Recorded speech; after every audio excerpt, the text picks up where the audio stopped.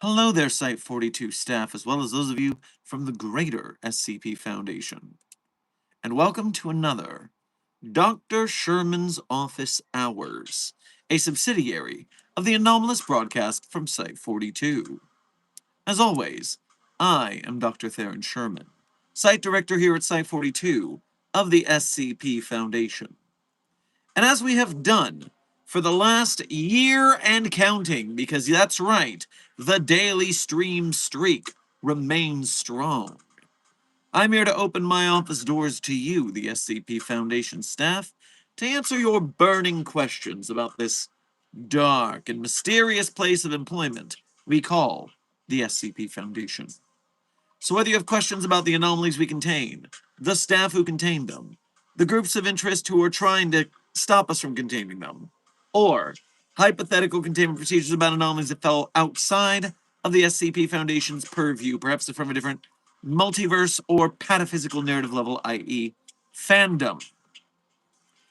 Either way, we will be here for approximately the next 2 to 3 hours, depending on stream energy and what I have to talk about, which is a lot today. But before we begin, a little bit of housekeeping. CD23, congratulations on being the #1 most punctual member of today's Containment Hazard Assessment team, i.e., congratulations on being first chatter. Alongside you, Lone Claw, Dr. Wesker, Legendary Doge, Amber, Titanborn, Silent Follower, Senior Researcher Alex, Wandering by the Books, Sleepless Dragon, 0514. Everyone who I have just named, thank you for being here punctually, and thank you for being here as members of Site42 on YouTube. We appreciate your membership and your service. Furthermore, 100 stars, Tiger Claws, Lilo Kitten, Steven Universe Fan, Kevin Suit, Intern James, Yellow Bean, Chaos Insurgent, Max 13, Curly Hair Tarantula, and Chaos Insurgent 4811. All of you, thank you for being here punctually, and thank you for being here today just for being you. Furthermore, The King and Emily, welcome to internship here at Site42. We appreciate you subscribing. Now, as for a little bit of a lot of questions in the chat I want to answer right out the gate. How is Puppy of Interest 42? Puppy of Interest 42, codename Charlie, is doing mostly all right, although we did have to take her to the vet due to some irritation shedding issue. And so she had a little vet visit today. She got a shot. She was very sad, but hopefully she is going to feel better. Puppy of Interest 42 may join us for a little bit, but she is quite eepy from her veterinary adventure. Leave that alongside that the Desk of Alto Clef also has Nico taking a visit to the vet. Oh, Puppy of Interest 42, you have made it to at least say hi to the chat. I see. Well, let's pick you up nice and careful. Here is our sleepy sweetie pumpkin. She is doing okay, to our knowledge. Hopefully she's doing even better after the medicine helps. Notice the lack of energy, the lethargy. She is a nappy baby. She is on baby Benadryl. Here is a little treat. It's like a lollipop for going to the doctor. Sweetie Pumpkin, we hope that your skin condition clears. And away, Sweetie Pumpkin. So yes, it is a rough day for the Site 42 staff kennel club, unfortunately. Many puppies in need of help, but we are doing our best to rectify the situations. Now, furthermore, yes, my eye is doing better today, but when I flipped on the light to do today's stream, I had some problems. So we are still not fully healed on my own end. The dog that is me still needs some work. Inside of Site 42, there are multiple wolves, and all of them are in some sort of medical pain. Very frustrating. Furthermore, Senior Researcher Alex, I regret to inform you as part of our sponsored segment of today.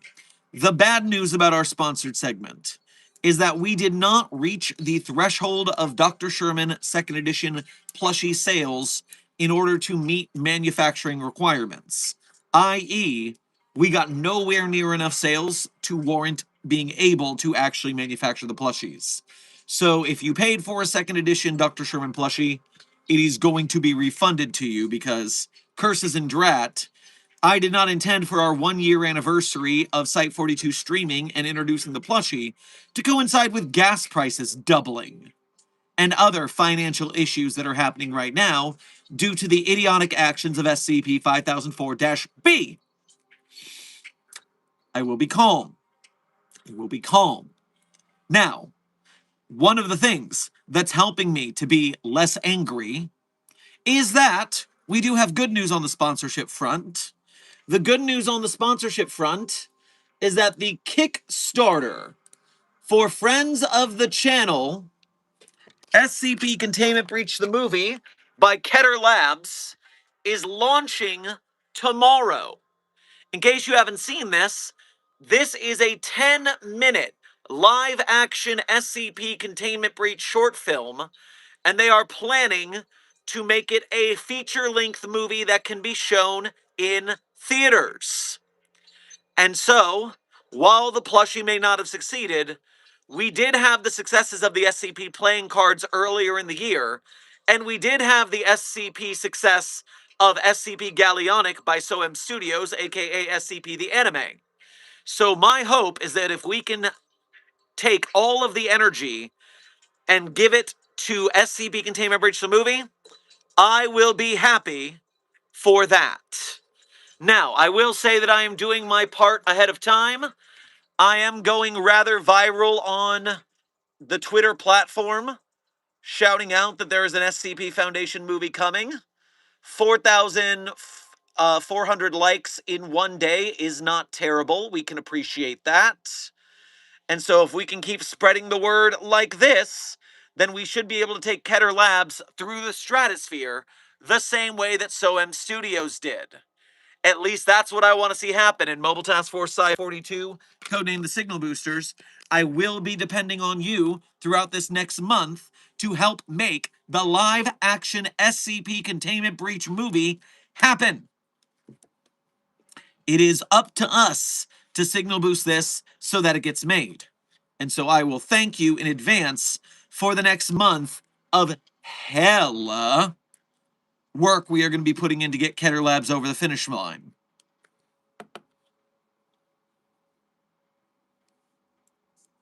To add on to that, the production started on Galleonic yet. Intern Tambari, I have not heard from the SOM Studios team since the Kickstarter, but that's not surprising. Running a Kickstarter campaign, pushing out all of the content, doing all the social media work can get exhausting. In fact, that's the number one thing that happens when these creatives like SOM Studios, like Keter Labs, come to me. They're like, hey dog, we're already making a movie. We're making an animated film. And we got to do social media. This is exhausting. And I'm like, hey, Welcome to my daily life. I do this social media game 365 days a year. I get it, and I'm here to help. And so a little bit of teamwork has helped. SOM Studios and Keter Labs utilize me as a platform to help spread their word. That way they don't have to do all the work themselves. It's called That's Fucking Teamwork. But suffice it to say, did you buy that necklace yourself or did you borrow it from your mother? Intern Dr. Green Thumb, I don't know if you're trying to insult me, but I got this from an extremely hot woman. Now, as an asexual person, that does not bother me in any sort of hot or bothered manner, but my author was pretty excited about it. So,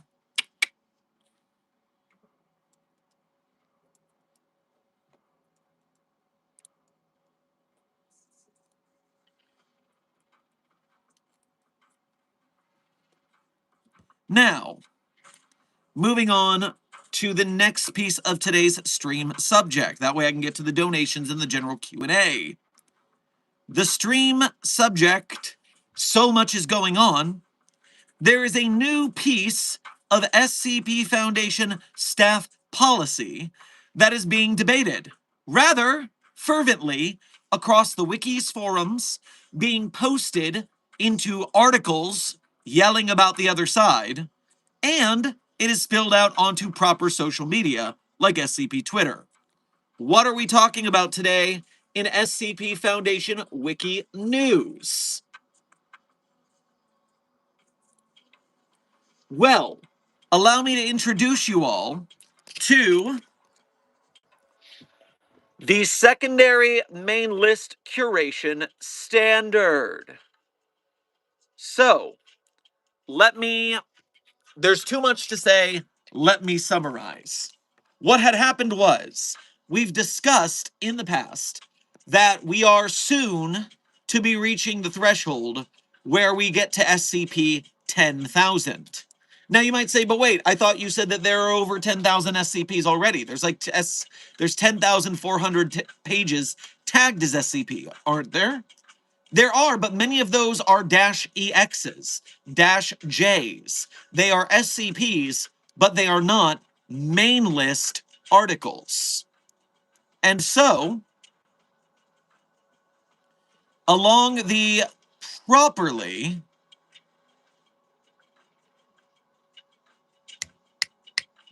what's the phrase I'm looking for? What's the phrase I'm looking for? Oh, sorry, I got distracted by a loser in the chat. Dr. Green Thumb tried to clap back and call me an incel. Trust me, ballroom dance teachers are not cel in any sense of the word.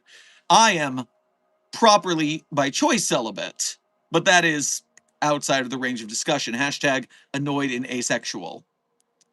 Wow, people are so weird in the chat sometimes. Good thing we don't have to listen to them anymore. Now, as I was saying, we know that we're running out of main list slots. We are moving out of the 9,000s and into the 10,000s. Now, we do know that the SCP anthology for the year has been pushed back out of October, where it normally stays, into December, if not into next year, trying to hold off the 10,000 contest. Now, to me, I was a little confused, because why would Wiki staff be trying to hold off the SCP 10,000 contest in the first place? Normal protocol is that whenever we hit a benchmark of a contest, then we just open up the contest. That's happened, and sure, it happened once every 5 years, then once every 4 years, then 3 years, then 2 years, then 1 year, because the rate of membership on SCP Wiki has jumped up, because we are pretty awesome like that. People want to join a cool fandom. And because many more people have joined and written articles. We expect this. But what I didn't calculate is a couple things. First of all, if SCP Wiki staff manages to stave off the slots filling up until then, what they really want to do is make the SCP 10,000 contest intertwine with the 20th anniversary of SCP, which is next summer. The SCP Wiki started in June 2007. We are looking at soon to be 2027 next year. That means the SCP Wiki will be 20 years old. Or technically, it'll be the 20th anniversary since SCP-173 was written, because the SCP Wiki took a little bit of time to build up after that. But it will be the 20th anniversary since SCP-173 was written. And so I can see why Desk would... Not Desk. Sorry, I'm speaking about our Site42 staff rather than Wiki staff. Wiki staff wants these things to intertwine into a most auspicious occasion, which I can understand. The second reason is that they want to take a break because they've run so many contests. They're currently setting up SportsCon as we speak, and they don't want to have another KCon, another contest, another contest. Contest team is a bit tired. And so that is where they're coming from at the start. Now, there is a proposal, the secondary main list curation standard, that some are speaking of to make this easier. And that is that they want to go on a bit of a deletion spree on the SCP database.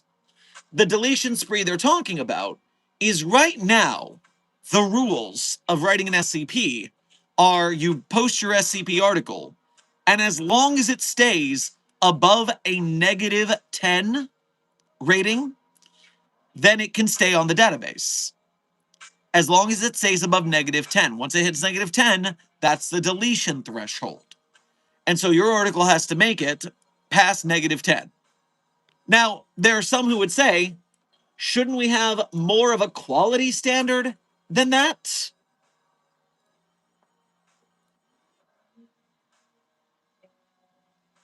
Oh, give me a second for a tangent. Our troll has a second account to be a big loser. Does it make you feel powerful to insult someone you'll never meet? Because it seems a bit weird to me. You seem a bit pathetic, if I'm being honest, which I'm always honest. Except for when I'm not, and you'll never know the difference. But no, my necklace is cool, and I'm not going to listen to your loserly opinion. And you did say something, which is, if you're doing so well, why do you beg for donations? Well, because I do this for a job, my friend. It is the streamer way to ask you to like, share, subscribe, comment, and chat. And I do hope that my chat gets value out of what I provide to them, which is news about the SCP community, like I'm spitting right now. They get to see my handsome mug on screen with my cool hair, and yes, my yoga bead necklace. I don't understand why you keep saying it's a mother's necklace. This is for yoga and cool spiritual and physical fitness things. Remember the Foundation Fitness Initiative, chat. Hit the gym, because just because you're a nerd doesn't mean you can't be strong.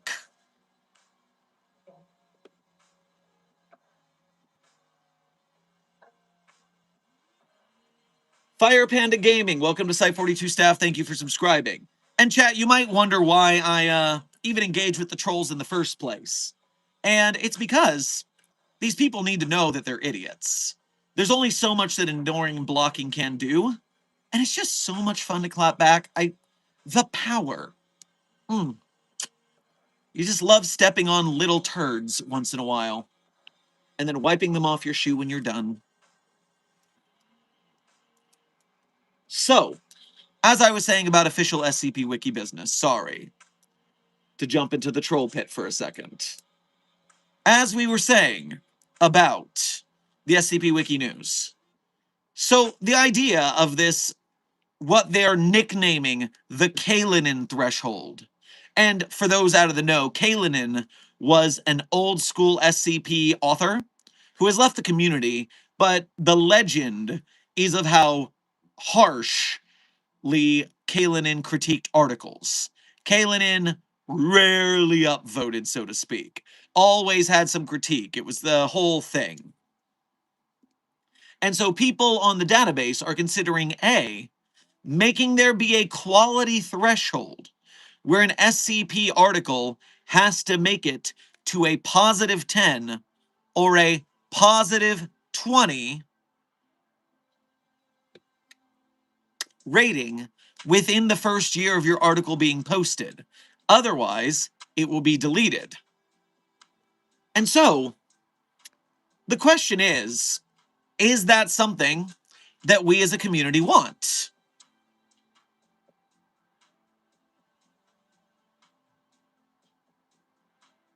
I thought it was already at plus 10. No, the current deletion threshold is negative 10. If you are negative 9 or above, you can stay on the site. There is no threshold for deletion besides that, to my knowledge. And so, people are wondering if they should have a threshold of 10 or 20. And some people are even going as far as to say that articles that are under that threshold, whichever threshold it is, should be retroactively deleted, freeing up slots for future articles to be written. Bad Data is saying after a year, an article less than plus 10 is open for rewrite. Interesting. Good to know. I didn't know there was a rewrite threshold. Wasn't sure about the deal there, but thank you for the intel.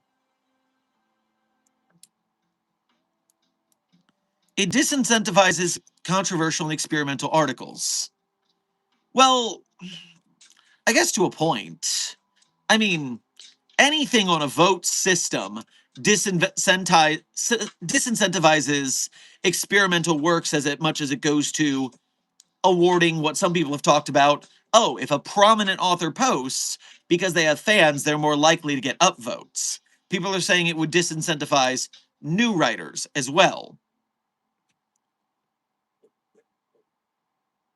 For me, personally speaking,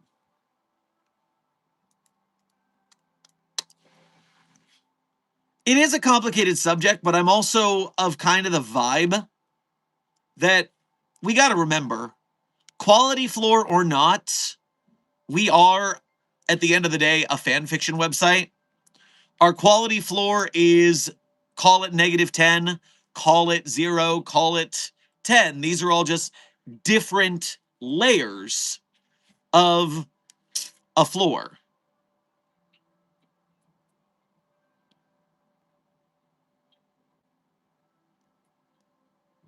I don't know that I'm terribly on board with this threshold shift when I think about it myself. Now, there are some people who are really, really rallying against it. They're saying, oh, you're like book burning articles of the past, stuff like that. And I'm not even sure if I'd go that far. Because again, we're talking about a fan fiction website with a quality floor, as opposed to fanfiction.net or AO3, which don't have a quality floor.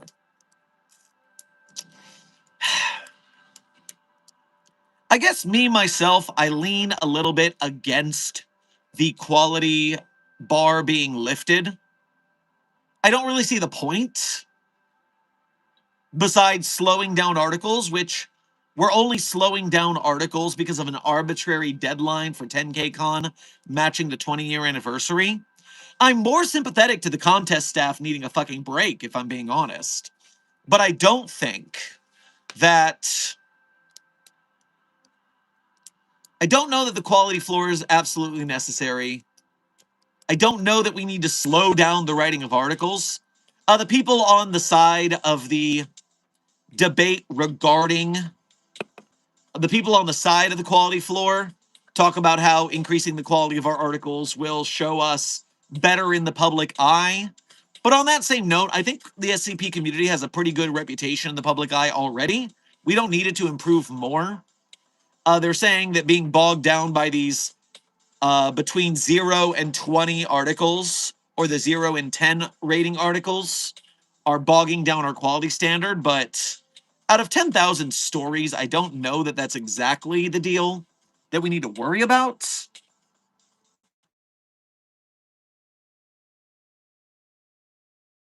No, if we're going to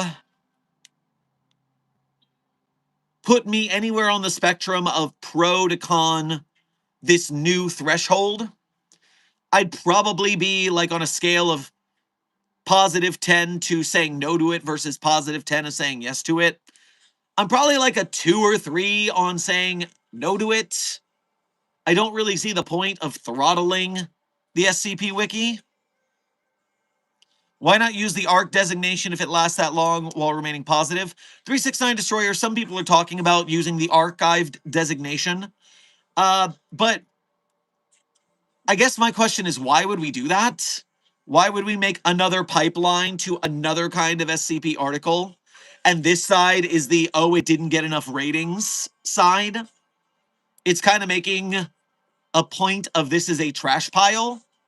I don't mean to call the articles trash, but I feel like that's what they would be start to be thought of as if we did something like that. But suffice it to say, I'm just one voice in the SCP community. You all have your voices in the SCP community. What I would do is I would look at some resources on the SCP database. Now, there is a -J that has been recently written about the controversy. As I said, once these SCP Wiki fights go viral, they start getting leaking out of the forums and ending up on different parts of the site.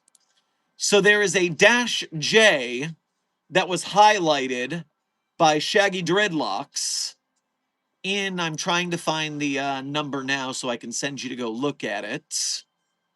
And I got to go to my page and I got to go to my replies where I asked for context from the 2 people arguing about it at the time.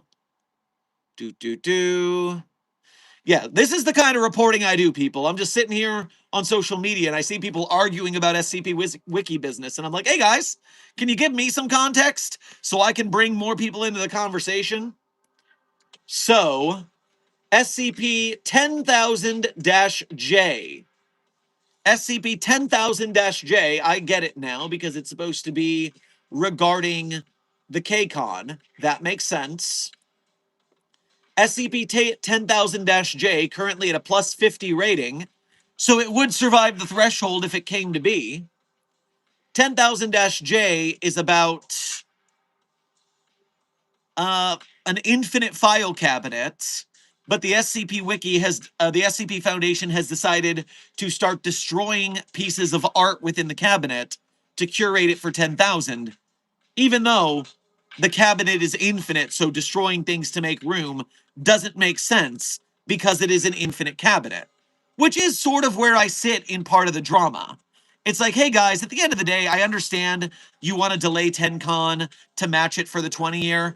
You do recognize that the contest net team needs some work, and they need a break and they need to figure out something for contest team. That I actually very much sympathize with. But arbitrarily throttling articles for some milestone when we have an infinite website, it just doesn't sit well with me. It doesn't make sense to me outside of contest team needing a break. And what I would do is I would get more contest size. I'd get more contest members or something. I would make the contest maybe smaller. But what I will tell you guys to check out is we have SCP 10,000-J, codenamed So Sorry, a parody article about the drama, which happens a lot. A former version of that we had going on was SCP Disc-J, and Disc-J had to do with disciplinary team, and that was a whole drama. Does that still exist on the database? It does not look like it still exists on the database. I am double checking, but this is not the first time that someone has made a -J about site drama, and it won't be the last. Now, furthermore, I'm giving you SCP 10,000-J as a resource because the last link in that page links to the staff thread where people are talking about these proposals in an official capacity. So you can use SCP-10,000-J as an easy way to find your way to the staff thread where this is being discussed. And Desk and DJ, I am getting to it. Not Desk, just DJ. I'm also familiar that there is a counter essay by an SCP author. I believe their user handle is Port or something. But they have written a recent essay, and if I check the new pages feed, it'll probably tell me. Or I could just look for desks. Not desk, again, D words. Dishes chat, there it is. We are running out of integers, and that's okay. We are running out of integers, and that's okay is an essay written by Pultatherian that is discussing a set of counter arguments to this proposal. So, you have the "We are running out of integers and that's okay" essay, and the SCP-10,000-J, which are both against the proposal. And then 10,000-J links to the proposal where you can check out more information along the way. Do do do do do do do do do do do do do do.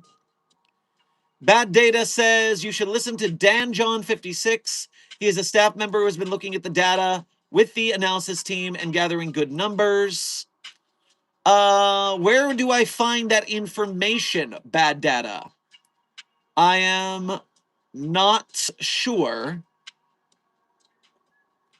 where I would find such a thing. There's Dan John 56. Okay. Another problem I showed in my reply, as Bad Data mentioned, is that upvotes outnumber downvotes as a factor of over 6-1. Even when you account for deleted posts, it is a flaw in curation. Dan John 56, I'm glad you're here and Bad Data's here to help me with this discussion, but I don't fully understand why what you've said here, with upvotes outnumbering downvotes by a factor of 6-1, mattering, so to speak. I do remember in the past that there's been arguments over who's been invoked in this scenario, Kalinin, as well as other people. Dr. Sumerian, I believe, wrote an essay about why we need to be more critical in our voting, about how downvoting feels mean to people, and there's social pressure not to downvote, especially on your friends' articles. Some of the people on the pro-threshold side note that and say that some of these less than 10 rating or less than 20 rating articles are just hanging on by a thread by flying under the radar and only having upvotes from a group of friends, and therefore are not indicative of being quality work that should stay on the wiki. And so I'm looking for more from Dan John 56.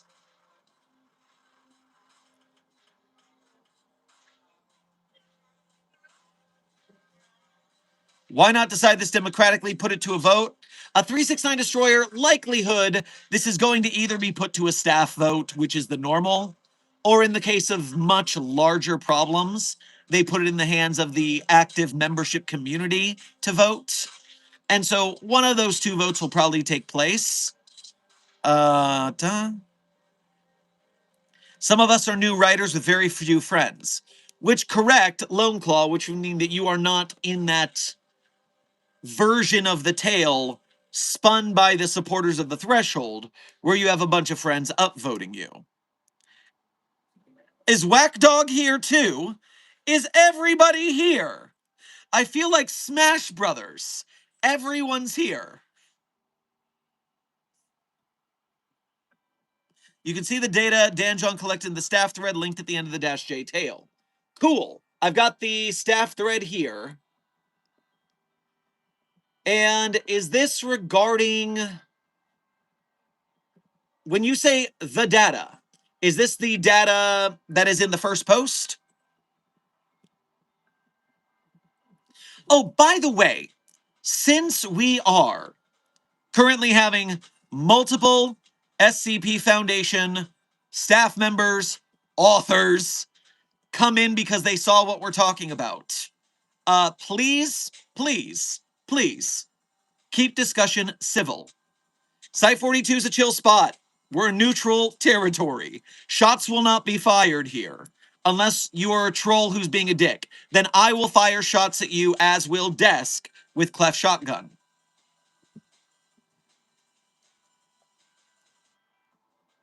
Wow, the wiki is finding new ways to screw over new authors. Great. So, I have to watch my bias here. Obviously, if I make an SCP article, it is going to have a heavy bias due to the fact that I have a YouTube channel with 1 million followers. So I cannot speak to the new author or the small author side of the conversation. I am not that guy. It would be absolute severe hypocrisy for me to talk in that sense. Even if I myself have had articles deleted in the past because they were appropriately bad. And I do trust the the wiki membership to vote in a somewhat informed and clinical and objective manner. It's not purely objective in any sense.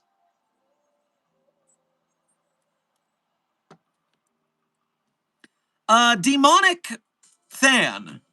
I do see what you say here, though, which is I don't think this is screwing over new authors. It's surprisingly easy to get past plus 20. Now, for a main list article, yes. As long as your article is good and it stays in the new feed, the likelihood of it making it to that pause 20 is not unheard of. Now, if they write a tale, then that's not the case, but I don't know if we're also talking about tales with this threshold. To get people on the SCP database to read tales in the first place is like pulling teeth.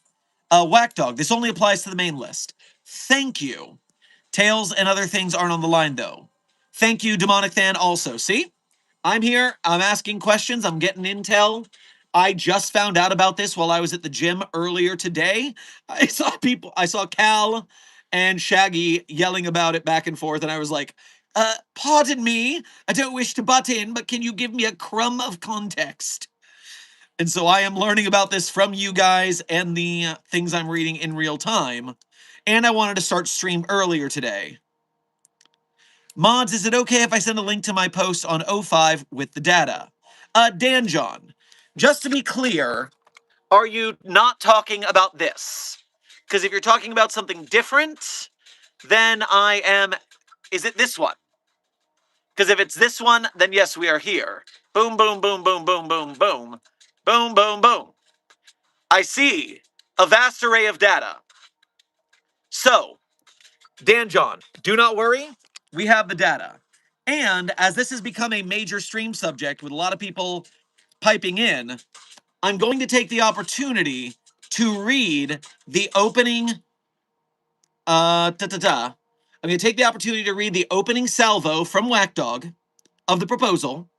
I am going to go into Dan John's data, and then I'm going to continue to scroll through and skim a little bit, because as there's a lot of information being talked. A lot of information being talked. So, overview. This is a proposal to introduce a secondary curation standard for main list SCP articles. Why is this an issue? There have been an ongoing discussions about the increasing rate at which main list SCP articles are being posted.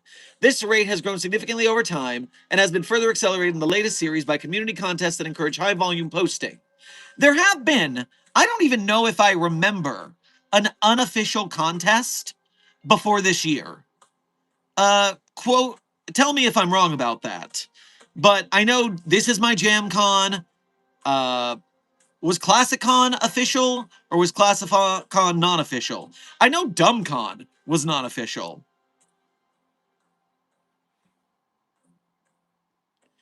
Suffice it to say, yeah, there's been a lot of contests this year.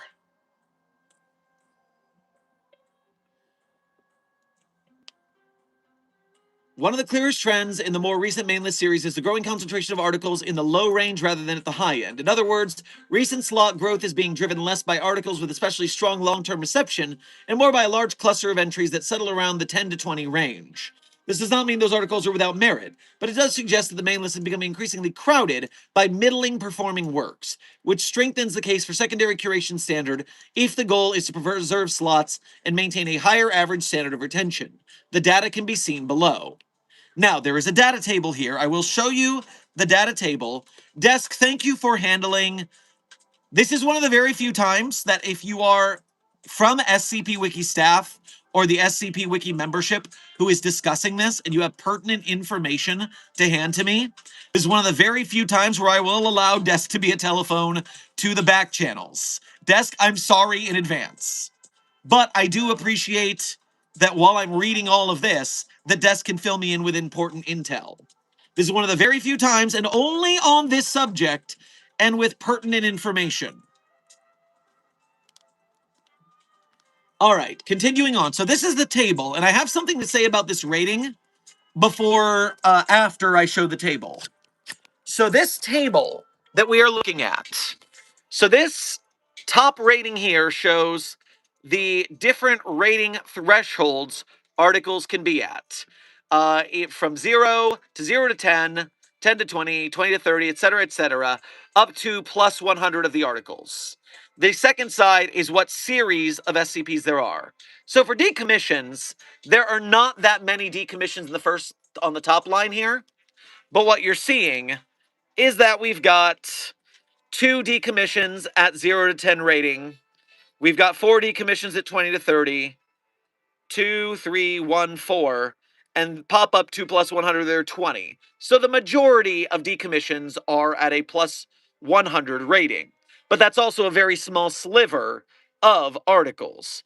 In the explains, we have, again, a majority at 47 with over 100, more than the rest of them combined. International, we only have 8 above 100, but that's still more than 1, 2, 3, 4.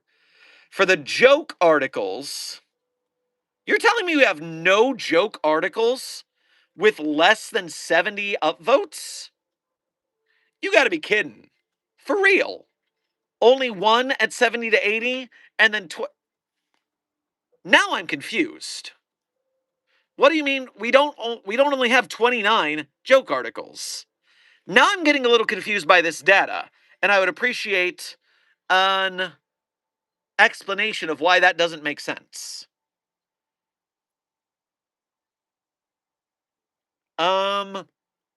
But if we go to Series 1, at least these numbers start to make a little more sense. Series 1, by value of being here the longest, has the largest amount of highest ranking. Because something that this data needs to take in mind, the thing I wanted to talk about, is just how long something has been on the wiki. It is commonly known among staff and members that the longer something is on the wiki, the longer it has to accrue upvotes. To which point it will make it to the big leagues. And so you see 841 articles in Series 1 are above 100. Now only 95 are in Series 2. Then we jump back up to 830, 726, 586, 525, 428, 342. And so the series list is decreasing in the number of highly upvoted articles. I would not be shocked if it had something to do with how long these things have been on the database, though, with time to accrue. I have been, what's the phrase I'm looking for? I have been on the side of, some of my articles from the 3000 series. Most of my articles are from the 3000s because that's when I was most active writing. Have only increased in time. And, although they're just around plus 75 to plus 150, they're still randomly someone's favorite article, which shocks me to this day. This little funny SCP that I wrote for just shits and giggles is now someone's favorite. And so I worry about the loss of articles that are like that along the way. Exponential growth. Well, creepypasta George Harrison, that's part of the problem. Is the longer SCP is around and the bigger it gets, the more people know about it, the more people join it, the more people write. We are looking at a exponential growth situation. I'm not a mathematician. If it's actually exponential growth or some other mathematical term, don't quote me. Intern Gabby, welcome to Site 42 staff. Thank you for subscribing.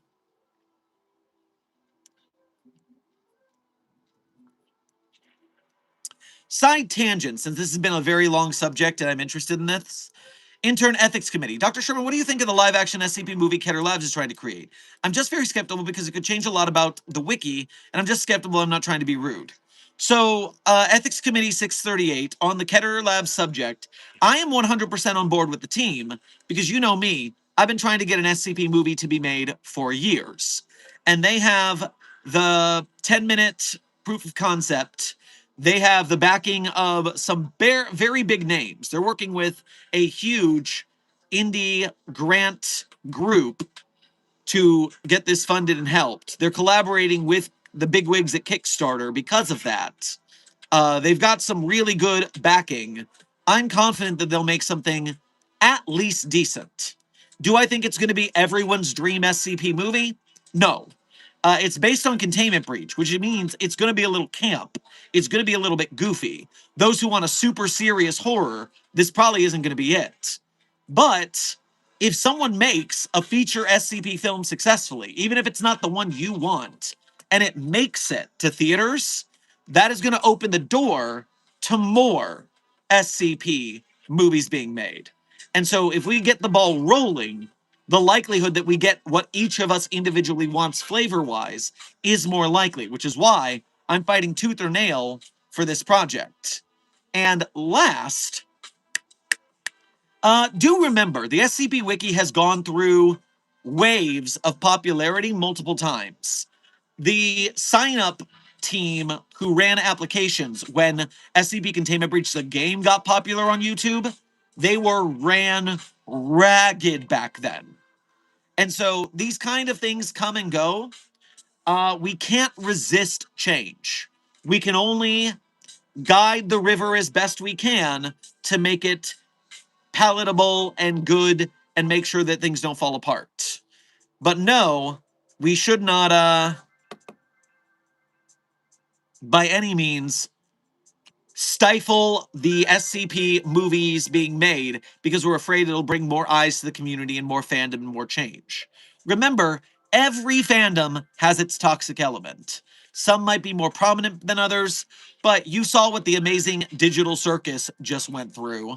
Yeah, so many fandoms have the same toxicity.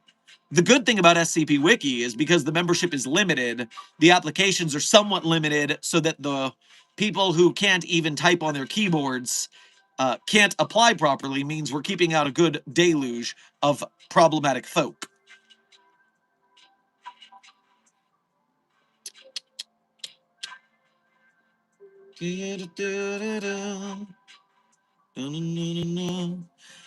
Prime. Anyway, there's a newer proposal which is more positive, I think. Hasn't been posted yet, though it is public info. Not my idea, so I won't say, but it doesn't involve deletion or freezing. Should be good. Interesting. And Demonic Fan is asking if it's Bleep's proposal.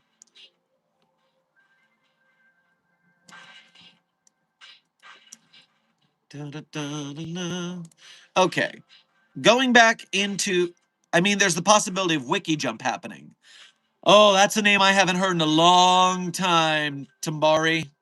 Wiki Jump Project Foundation making a better website. I have not heard tell of that for a long time.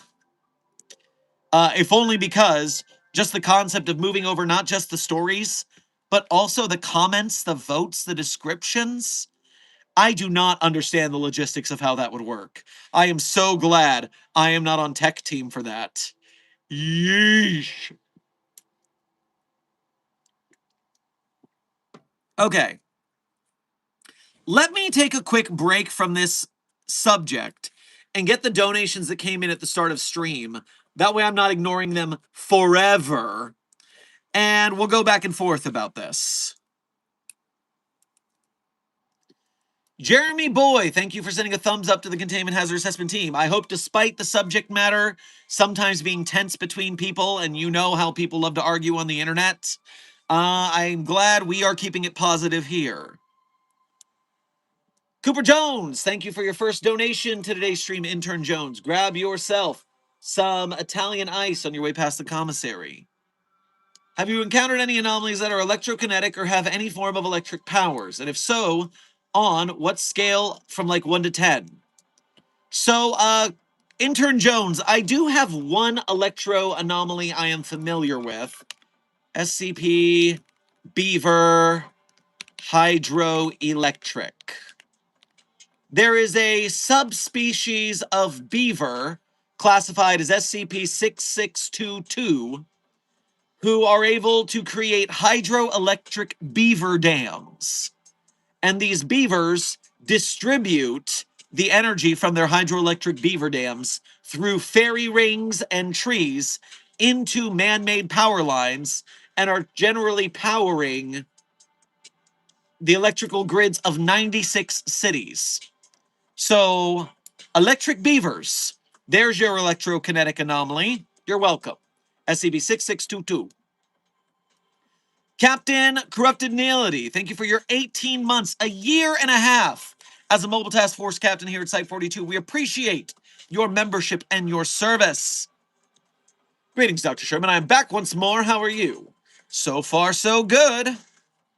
Anywho, think of starting writing an SCP again. Want thoughts? Fine giving thoughts? Well, as a reminder, I don't do critique at this time, if only because if I did critique for everybody in the chat who asked me, I would not have time to work or stream or anything. But I guess if you pitch me an idea in the chat that's rather small and easy to talk about quite quickly, I could respond to that. But a full critique, definitely, unfortunately not. 100 stars. Thank you for sending 3 stars, a 4th star, and a floating 4 stars to the Containment Hazard Assessment team. I am sure they appreciate being a 4-star team in the chat and will work their way up to being a 5-star. Amber, thank you for sending a floating heart to the Containment Hazard Assessment team. I am sure they, quote, feel the love. Legendary Doge, thank you for your 4 months as a level 1 researcher here at Site-42. We appreciate your membership and your service. Got promoted to SCP-729! This Jake! Fuck! Oh! Transport because it doesn't scare me. Oh, it will. It will. One way or another. Oh.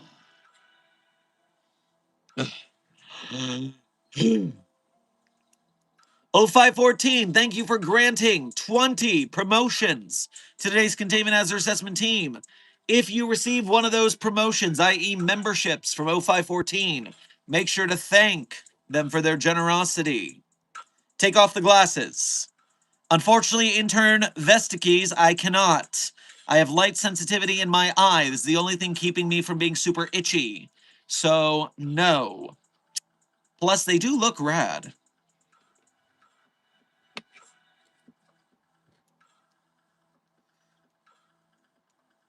Affleck, thank you for your 11 months as a level 1 researcher. We look forward to celebrating your anniversary. And you just sent an A. Well, thank you for your A.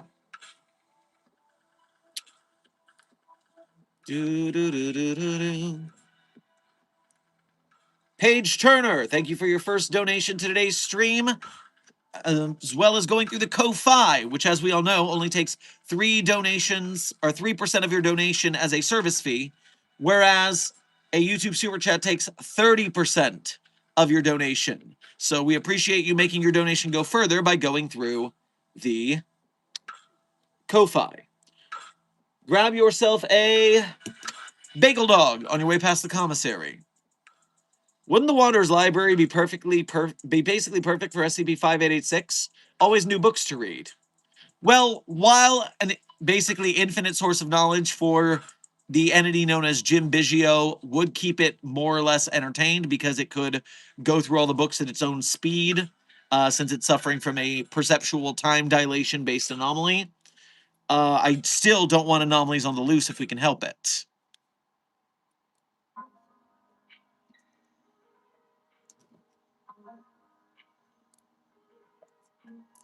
Blue Phantom, thank you for your first donation to today's stream as well as being a member. Grab yourself a Froyo on your way past the commissary. 4 more days till SCP-999 is allowed to wander the facility again. Also, how is Death Day and where's Puppy of Interest 42? Well, both Nico with the desk and Puppy of Interest 42 Charlie with us here at the main site both had to go to the vet, which is unfortunate. So they are being restful right now as they needed some care to be okay. Also, Silent Follower, thank you for the comical cat ears. I'm sure the Containment Hazard Assessment team enjoyed them. Yeet Boy, thank you for sending 10 sparkles to the Containment Hazard Assessment team. I am sure they enjoyed the Sparkle Sparkle. Blue Phantom, thank you for donating again to say. An angry intern threatened to make a titanium SCP-729. Oh! That's Jay.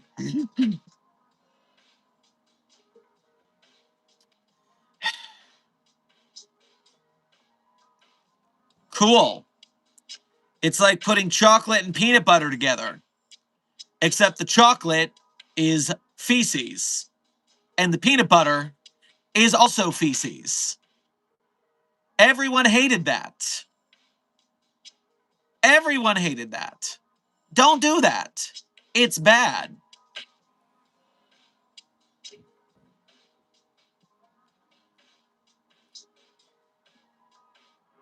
Silent Follower, thank you for 3 more cat ears. I am sure that this portion of the stream, being a silly cat Dr. Sherman, is very entertaining to the Containment Hazard Assessment team. Vestickies, thank you for donating twice to, again, tell me to take off my glasses. Please grab yourself some no on your way past the commissary. Remember, folks, I may be here to entertain you, but you don't own me. In fact, I'm the site director and I make the rules here. And it's my body, my choice, and my medical issue, my choice, more importantly.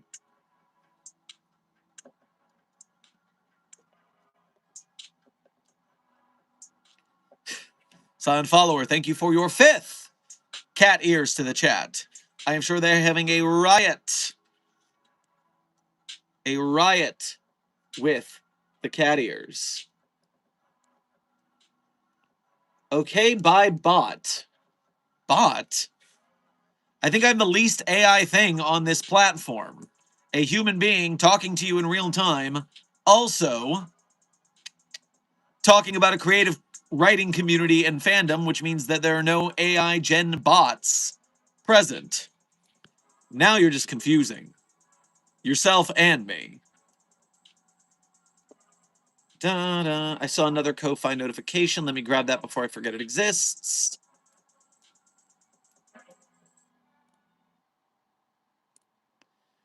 Lone Claw, thank you for your first donation to today's stream, as well as being a member, as well as making the effort to go through the Ko-Fi. Again, your donation goes further through the Ko-Fi, and we greatly appreciate the effort. Go grab yourself a chicken wing, hot dog, and bologna on your way past the commissary. To get across how difficult it is to make something niche as a new writer, when I tried to get target audience greenlit, none of the moths want to take a look at it due to it involving 1471, and I had to avoid mentioning 1471 whenever I plugged the tail. Yes, that is a problem. That is a problem of human bias in the system. Because on one hand, yes, 1471 is supremely overdone. Supremely overdone, as well as many of the Series 1, Series 2 articles. And so seeing them mentioned would be a quick way to discount the opinion wholesale.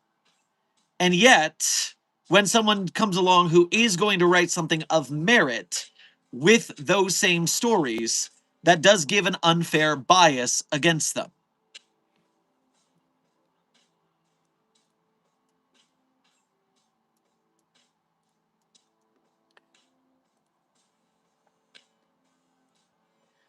I mean, the number one thing I want to get by with everybody involved in this conversation, as tensions start to ramp up with the way this debate is going, let me remind you, community organizing is not a cakewalk. Please give grace to staff as they work through the opinions that are being presented back and forth among this proposal, and trying to separate the emotionality they have as living human beings with the feelings and the strong feelings that are being thrown at them by people who are not holding back. I do wish this could be a civil conversation, and unfortunately, that is not how these larger group dynamics work. People get insulting, people get rude, and then when people get rude to me, even in my clearly superior status of situation, I'm still a human. I still get mad when people yell at me and call me names. It's rude. And you see how I clap back and trolls in the chat. Furthermore, staff is not compensated like I am. At least I have you guys watching for video ads and donating for super chats, which, you know, you guys are here. You are my bosses at the end of the day. I mean, I'm still site director. I'm still boss of this site, but you get me. And Lone Claw, I'm not accusing you of not being civil. I'm just jumping off on the conversation, of course. But it's important to remember in all these situations, staff for the SCP Wiki are unpaid volunteers. It's in the bylaws of the site that they are not allowed to take pay for staff services. And that means that they're doing these on top of their day job. And so they are busy on top of what they're already doing trying to survive in capitalism. Just give a bit of grace to both sides of this debate. And at the end of the day, remember rule 0 of the internet as well as the SCP database. Don't be a dick.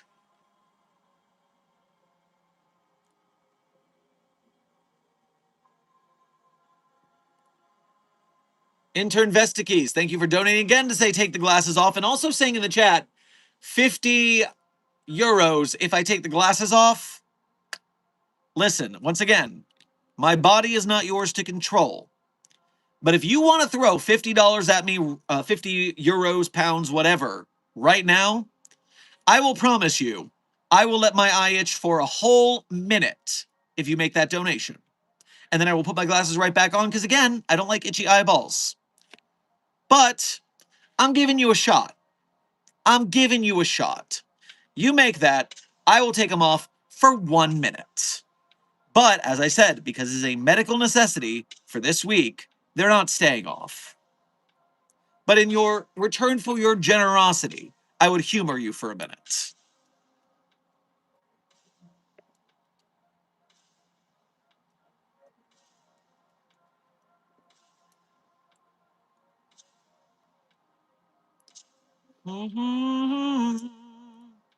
What is that?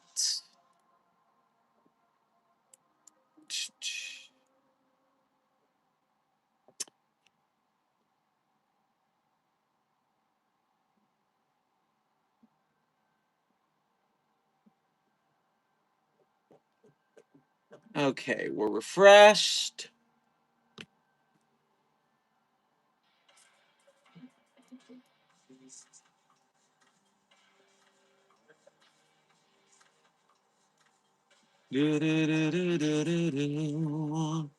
Okay, so that was a lot.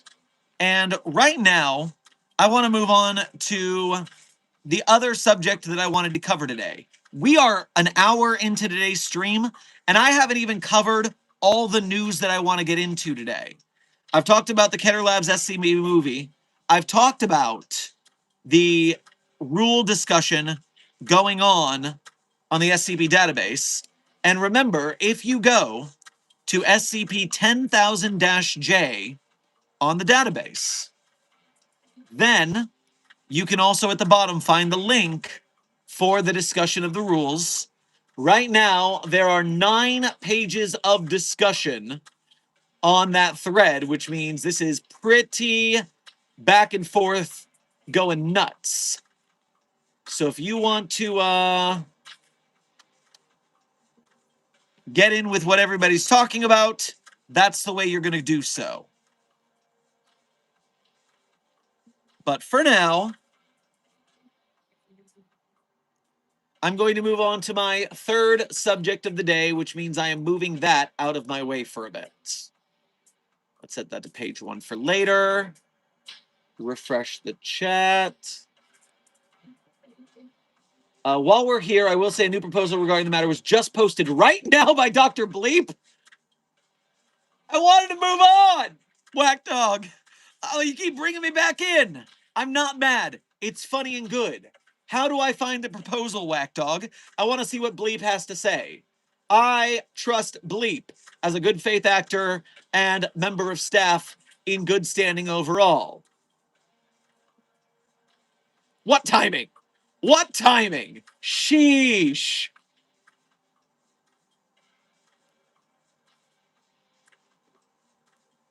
All right, new pages, new forum post is what I'm looking for.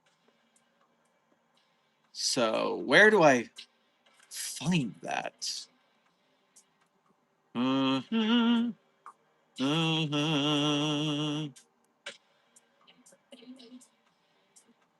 Is it Lost Series proposal? Yes, okay. Oh, thank you for the flower crown, Kit Kat. I do look rather fabulous and it matches my hair quite well.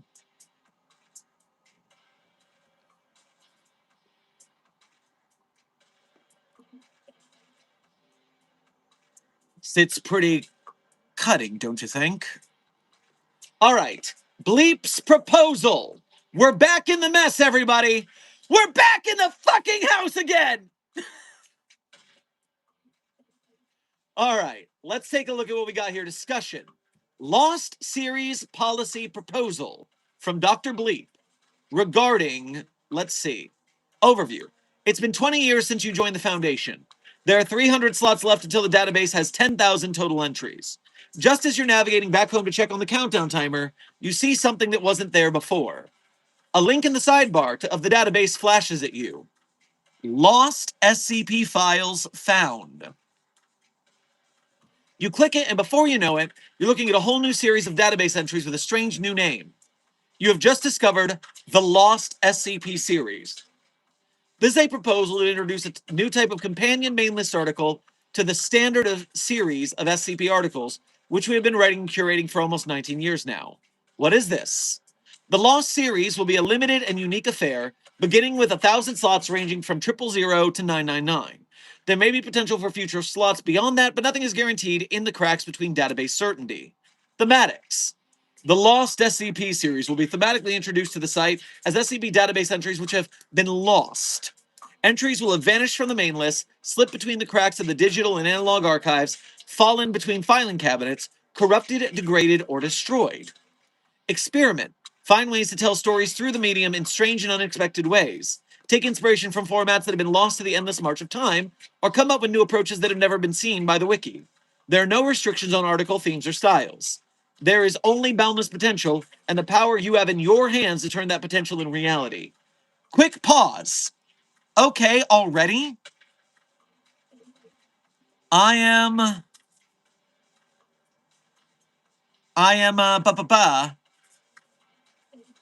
Remember that, Sisyphus must decide to be happy? We must think of Sisyphus happy. Article I told you about with the researcher who never finished a project, but always did good in the Foundation. So, today, my shower thought germinating on that idea was that the researcher became anomalous, became the final SCP on the list, and ended up being a ghost. Ended up dying. But the researcher still works for the Foundation, still does projects, and because every project that the researcher doesn't get completed, like a reverse of the cursed SCP number, that means that he has actively averted several K-class scenarios. So many projects that are in danger of ending the world, they give them to this guy, and through some non-purposeful means, he ends up decommissioning and neutralizing them so the world doesn't end. And so that is an eternal way that the Foundation can avert the end of reality. And yes, dog jump scare. Sad little girl went to the vet. She was very good for the vets, but she is eepy and sad, and so we have to be very nice to her. Haha, he's a ghost with unfinished business. You're damn right, puppet boy.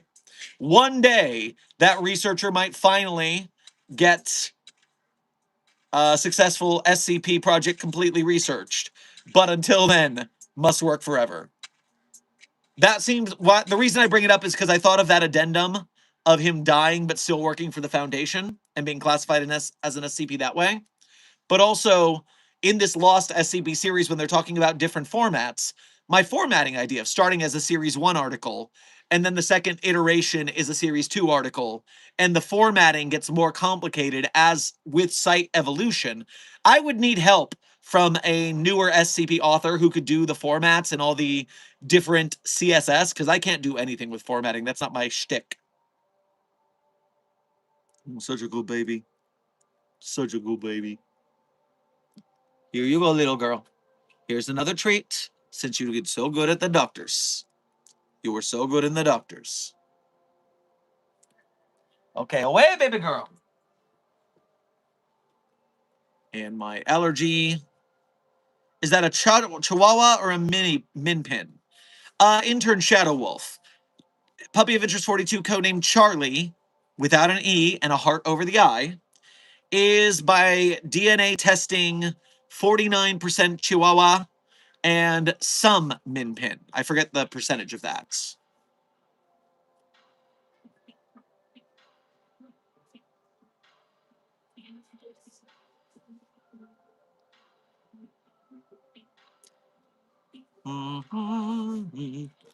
Okay, continuing the bleep proposal. Oh, wait. Why do we need this? The reality is that Series 10 currently has little more than 350 articles left for filing. Due to the intensive nature of KCONs and the burden they place on staff, contests, Discord staff, and critique staff, and the current event schedule this year, holding a 10K within the next 3 months would be untenable for staff to manage, especially with the rapid increase in posting rate. Additionally, staff need time and space to address the shift in the way the author base and readers are engaging with the site. The reality is, our critique systems are overwhelmed, posting rates are at an all-time high, and reader burnout and overall readership is worse than it has ever been. Pause. I'm elaborating.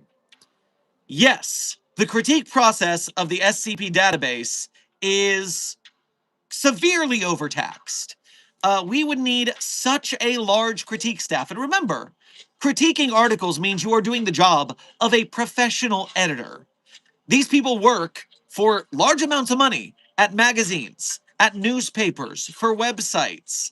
Maybe not large amounts of money, but, professional money. These people are supposed to have degrees.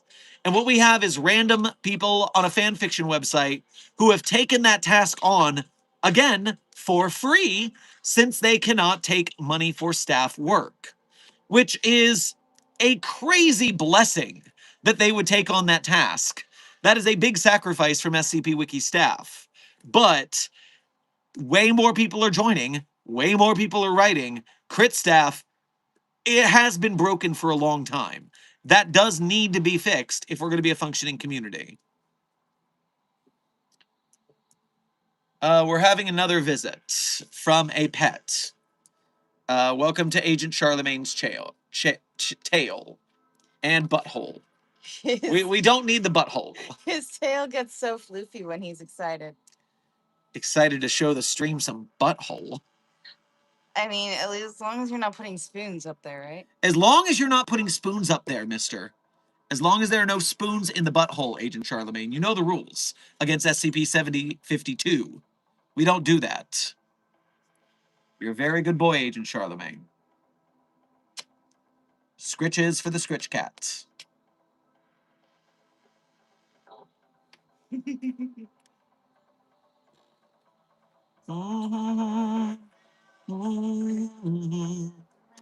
Okay, so as I was saying, back to Bleep's proposal. Staff need time and energy to implement a dramatic shift in policy to address changes to the way the user base engages with posting, quality standards, elevation of and learning of critique skills, and encouraging long-term retention of readers and integration of new and old authors into official community spaces where teaching can occur. It would be disingenuous to say the Lost series is a stopgap, because it is. It is designed to buy staff and the user base time to organize the next KCON and make it incredibly special and to ensure that we don't run in headlong into endless acceleration. But that doesn't mean we just have to rest on our laurels and make it just another 1,000 slots to fill. This is where the unique and limited nature of these slots and their unique thematic elements and storytelling opportunities will come into play. And if this sort of side series is successful, then I can foresee us returning to side series like this in the future. Who knows, maybe even a second Lost series at the next major milestone KCON. When I hear major milestone KCON, I'm assuming that's something like 15 con or 20 con, as Port put it in, or Pult put it in their essay, as opposed to every 1,000. What are the terms and conditions? Naming scheme. In terms of how these slots will be named, there are several options. Option A, each slot is formatted as SCP-L-XXX. Option 1B, each slot is formatted as SCP-L-XXX. Option C, each slot is formatted as SCP-LXXX. Option 1D, each slot is formatted in some other way. Please offer suggestions below and we might reach a consensus here. Slot mobility. Due to the limited nature of Lost series, slot trading would not be allowed. Once you post in Lost series, you cannot move your article out of it. It is in the liminal spaces of the database, stuck, and cannot be returned to the main list. In terms of opening the Lost series, we have two distinct options. Option 2A, we open the slots as soon as Series X is filled up. It will give staff 3 to 4 months to iron out specifics, draft a hub, make a front page banner, draft social media posts, and prepare advertising. Option 2B, we open the slots for posting as soon as staff vote has concluded. This will give the staff a much shorter time to iron out specifics and prepare materials, but will also stop people from pre-drafting lots of Lost series entries. Series page. There are several options we can take when it comes to the actual series page. 3A, standard series page with no additional immersive elements. 3B, a series page resembling the other series but with immersive in-universe text indicating the lost recovered nature of the database entries. Option 3C, a unique series page with its own CSS theme, styling, and slot formatting for each hyperlink reflecting the unique nature of these lost files and glitchiness of the archive intended to present them to the reader. 001 slot. The Lost series 001 will link directly to the SCP-001 slot unless we as a body think of another set of proposals that would be a good idea. The discussion is open to all staff. Discussion has opened. So,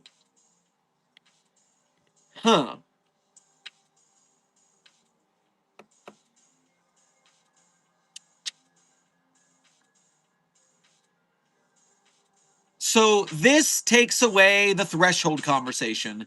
This takes away this gives us an extra 1,000 slots to play with that aren't main list SCPs, but there's something else. We already have -Js, -EX, etc. So it's not as if this is a unheard of offshoot to have another kind of series of SCP. And it could provide, as they say, a stopgap for posting.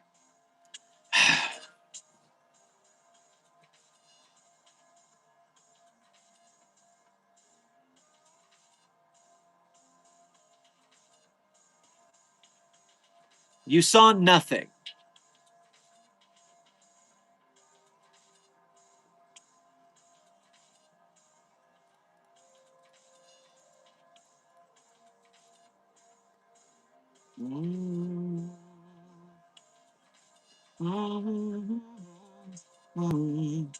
Okay, this is very bright. Let me close that for a sec. I mean, we are going to run out of slots eventually. Captain Gilbert, part of my weariness with this is that we can't run out of slots. We have a wiki, a website. It doesn't have limited slots in that way. We can open up the 10,000s, we can open up the 11,000s. So that's part of what like makes me weary about this is it's not that big a deal. But what they said about the contest team needing a fucking break, I get it. The crit team needing a break and some help, I get it. The exponential growth of the database, I get it. I have not been considering this for very long about how to deal with such a thing. Nor is it my responsibility to, which is why I haven't been thinking about it. But of course, staff would be thinking about that. They're the ones who run the site. And so, yes, while we've been debating how this threshold thing could obstruct new writers, it also creates a situation where they specifically want to obstruct writing. At this point, they're trying to slow down the tide because they are overwhelmed. And we can't miss that this is because staff is a limited resource with limited time and they are overwhelmed. So anything that's going to help them would be not helping new writers just write anything they want on the database.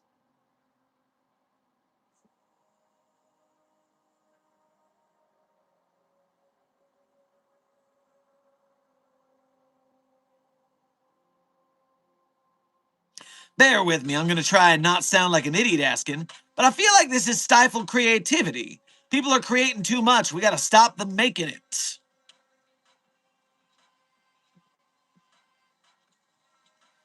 But they could literally do nothing, allow the current slots to be filled, and wait to run the contest once they're ready.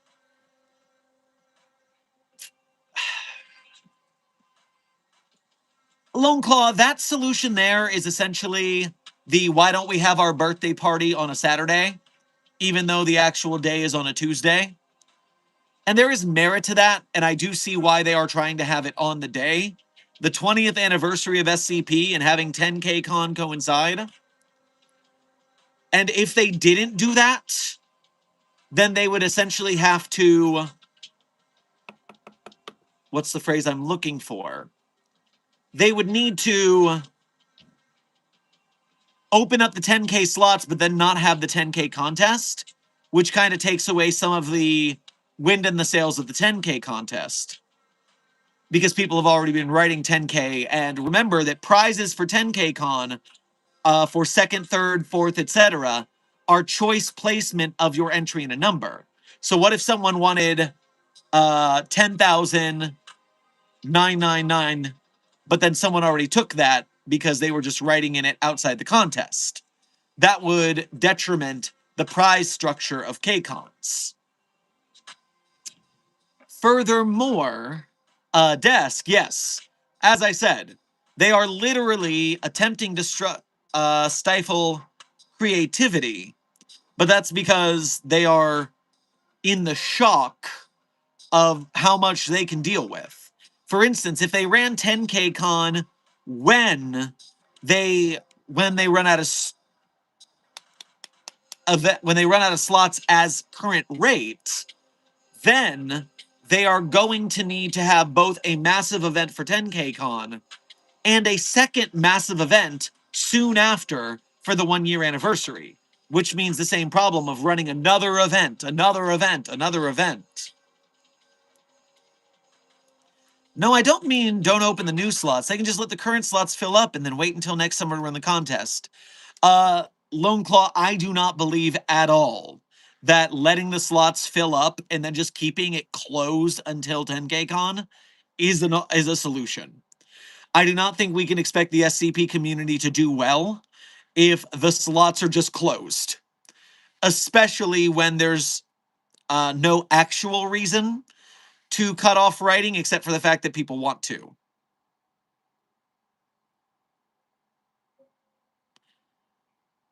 Cutting off SCP writing arbitrarily because slots are full is not an alternative I can get behind.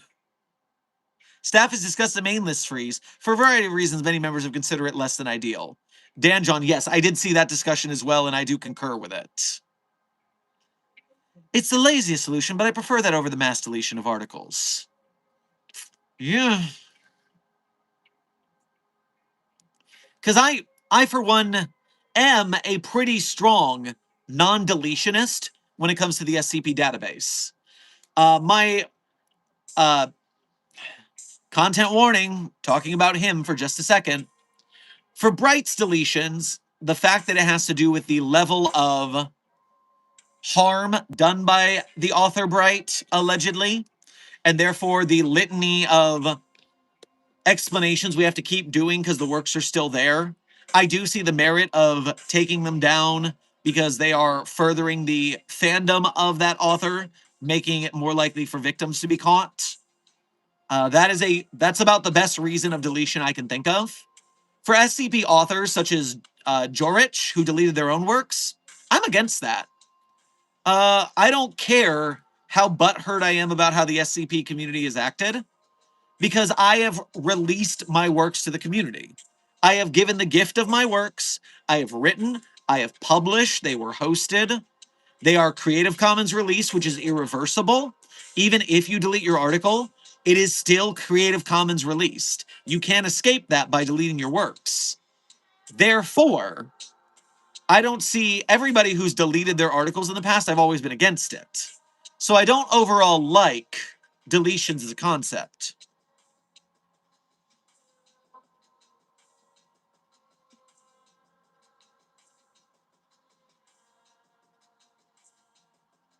Okay, you said it, so I can too. Why delete new authors when we are holding up slots for this this was a pedophile article warning?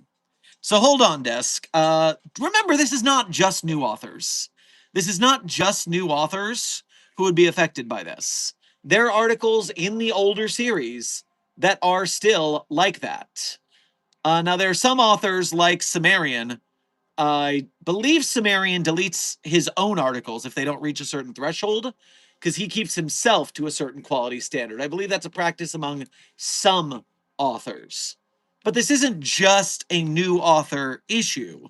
This is, in fact, it's not a new author issue at all if you really think about it.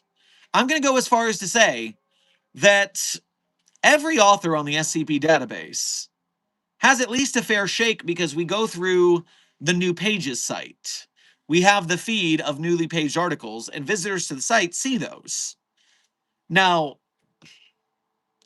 the question of stricter critique, which is something I believe Dan John's data might come up to when it comes to 6 upvotes for every 1 downvote. People might need to be a little harsher in their critique, as Dr. Sumerian talked about in the past, because some of these articles that are at +5, +10, it might be because some people read them and just no voted where they probably should have downvoted. I know for a fact that I rarely downvote when I probably should. And the same question, that means that every author on the site, not just new ones, are now looking at it's harder to get on the site because critique is harsher. And so the culture bounces back and forth like a volleyball rate. And what if a very, very good article gets downvote bombed? Now, intern Tambari, vote bombing is a sort of thing that is monitored by the staff in general, and at least 2 articles on the site have been protected for that purpose. It's a lot rarer than you think it is, and when it does happen, it does get caught. There's definitely, now, sometimes brigading accusations, it's a question, it's a coin toss of if it's accurate or not. It's always hard to look into the hearts of people who have an anonymous username on a wiki site and judge if they're being truthful when they say, oh no, me and my friends didn't brigade this article, we just didn't like it separately from each other. And also, no, it's not just me and 10 sock puppets that I run. Complications, you know what I mean?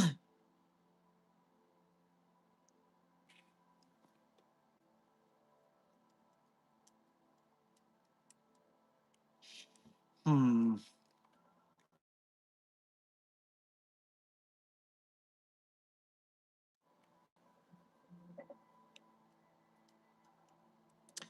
It happened to me, and my article wasn't protected since the ones who brigaded it were all authors. Well, Lone Claw, I guess my question, I don't know your case when it comes to brigading.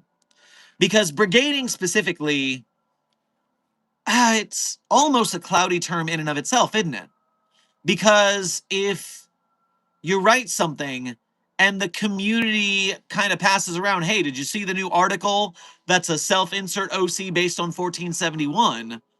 A lot of people will, on gut instinct, go to do that. Go to downvote because they don't like that concept. And you can't speak to an organized brigade versus water cooler talk that leads to a similar effect of brigading. Ay, ay, ay.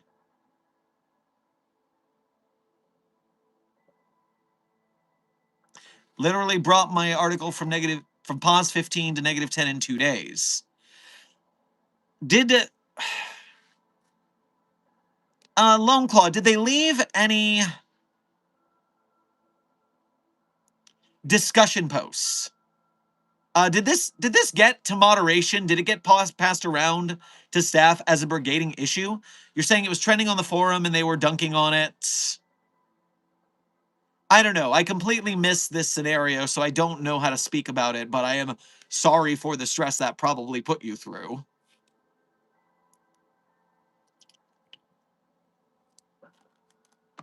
Because there is also the problem of voting in general. You do not have to explain your downvote.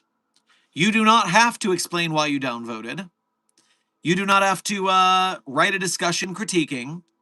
And that means that that water cooler pass around can just be, oh, these people all individually don't like the concept, they're going to downvote it.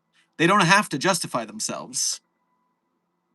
This feels like this is a fine dog meme situation. Well, I wouldn't say the wiki is on fire right now, trust me. We've had much worse community votes and community dramas. This is a drop in the habit for there. People were literally leaving the nastiest comments in the discussion thread. Lone Claw, were they... I guess my question is, were they critiquing, were they saying anything as if they read the article? Because I wonder if they're just leaving rude comments. At that point, talking to staff tells me that staff would tell them to shut the fuck up. Again, I'm being drip-fed your story bit by bit through comments, but I am interested. I know hack incident is a great example. Creepypasta George Harrison, I don't know what the hack incident is you're talking about. And yeah, for context, I mean, I know Desk has had some drama with certain pockets of the community. I know Lone Claw is talking about certainly having this dunking session from water cooler pass around. I know not to name search myself in the SCP community because I am a public figure, and that means no matter what, you are seen by enough people. People will take you or leave you. And so I am sure that my personality and my voice and my decisions grate on a certain contingent of the SCP community. I still, for the what it's worth, hope the best for them and that they make good art and do good things. I don't hope that anyone has bad things happen to them or that they do bad things themselves.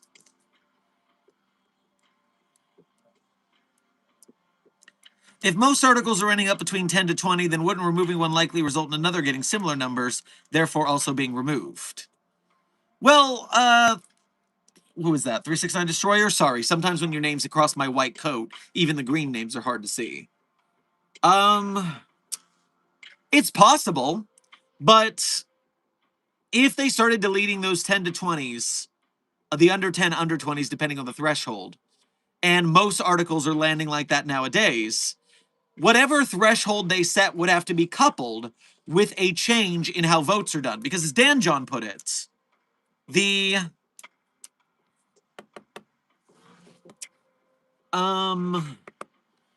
culture of voting needs to change before a threshold.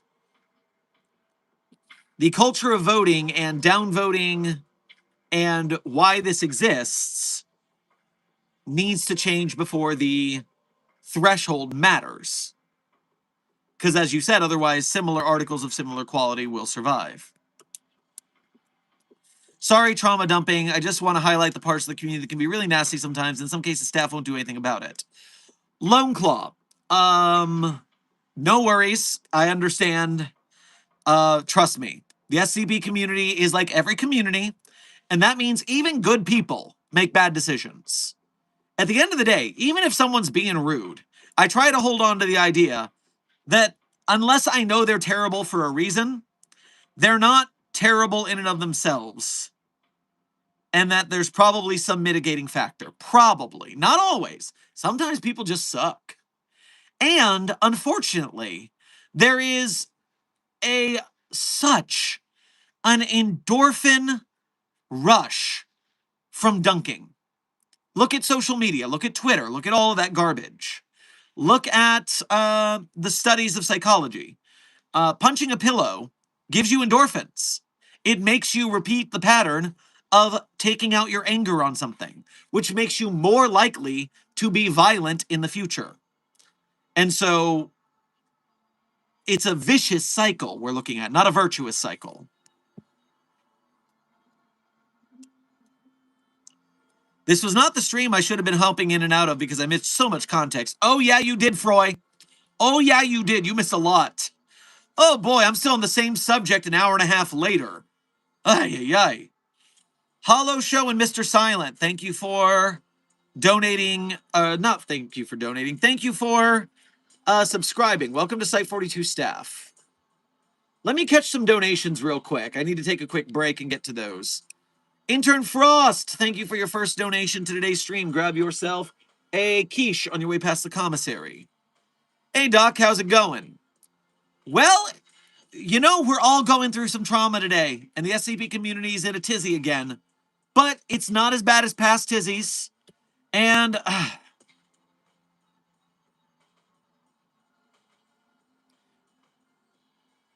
I'm back to Lone Claw again. Lone Claw! Yeah. And I will be honest, some people in the community are not as mature as I would wish them to be.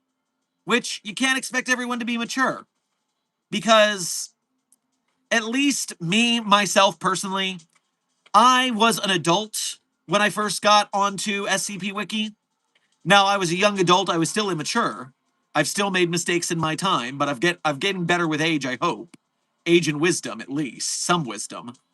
But a lot of these people are still in their 18 to 25s. The brain doesn't fully develop until later in that range. So some people are still in their id phase on the SCP database. Some people act rashly and without reason and logic. And if you tell them that, oh, they're going to get mad at you about that. But sheesh. Yeah. Sometimes people act rationally and they act completely justified in it. It's infuriating. And you still just got to hold on and try to be the bigger person in the room, even when it's the worst thing. When everyone's being an ass, you just want to get an ass back.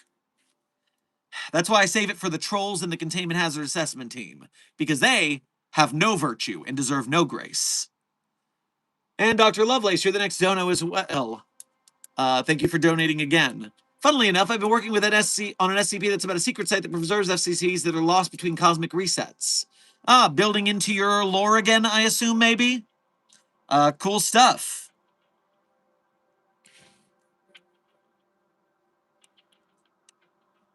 Intern Yappa.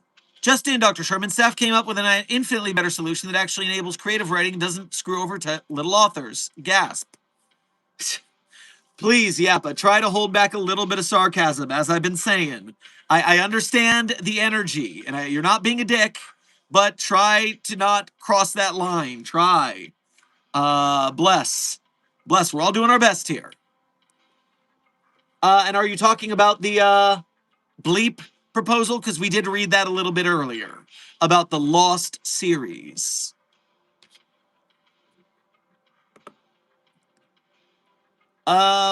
Intern Wallace, thank you for sending a laughing disco to the Containment Hazard Assessment team. I am sure they enjoyed the levity and the dancity.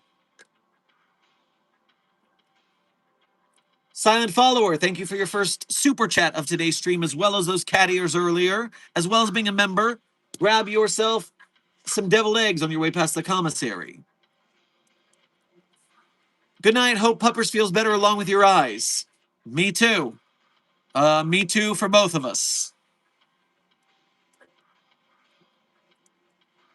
I am at peace, Dr. Sherman. I am Siddhartha Buddha, for I have learned that creation is a more noble act than destruction. Amen.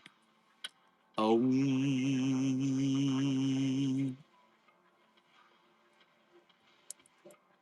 Namaste to you.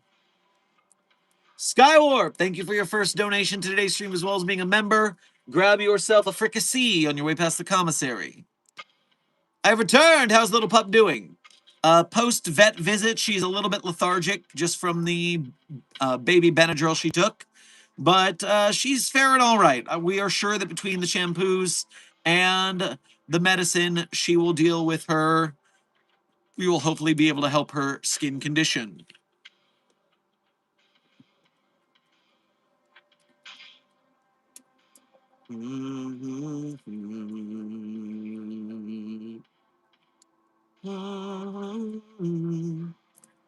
Agreed. Bleep is the best. Yep, Bleep, even when I have disagreed with Bleep in the past, we have both been able to be very professional and cordial. I greatly appreciate Bleep as a staff member of the SCP community. Has Clef commented on this whole debauchery? Intern Tambari, I do believe at one point, author Clef stepped away from the community for a little bit. So I don't know if Clef is going to be voicing in on this scenario.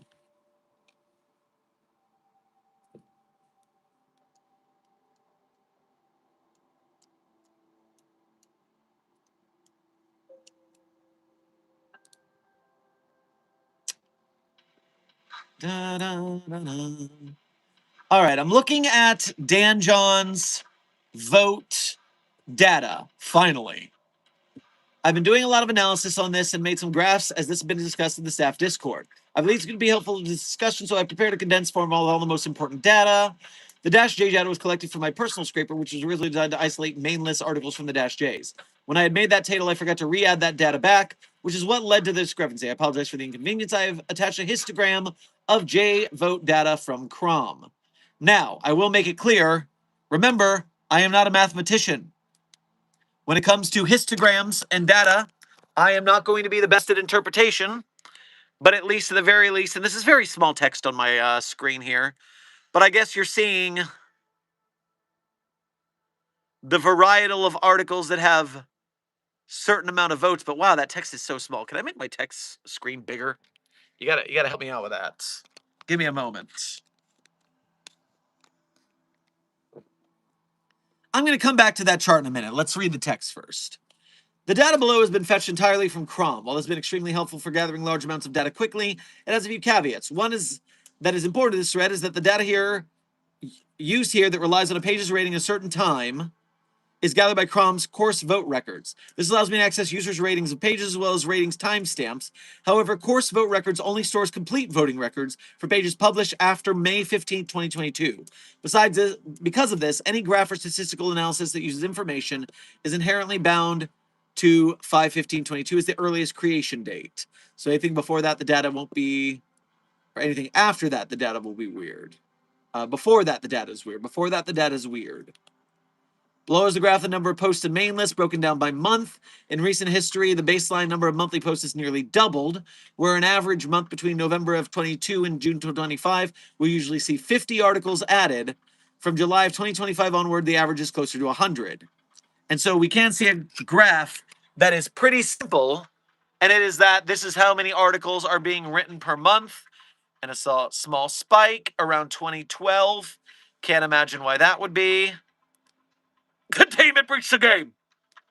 And of course, as we grow in number and notoriety, so too does our average rating.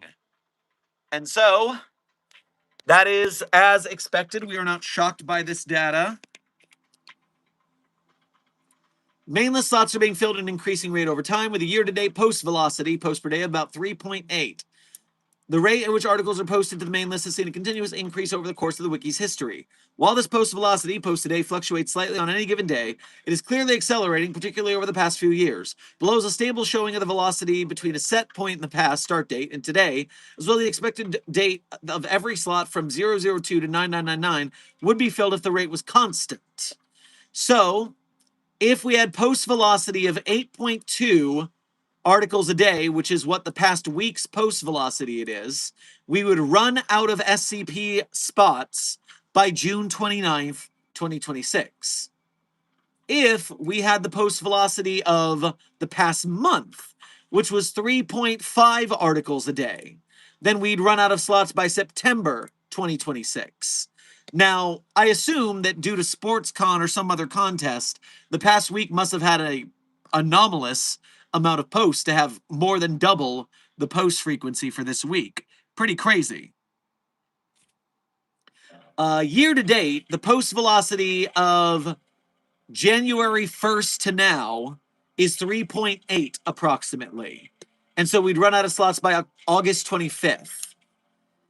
If we start the post date velocity at last year, we have an average of 3.1.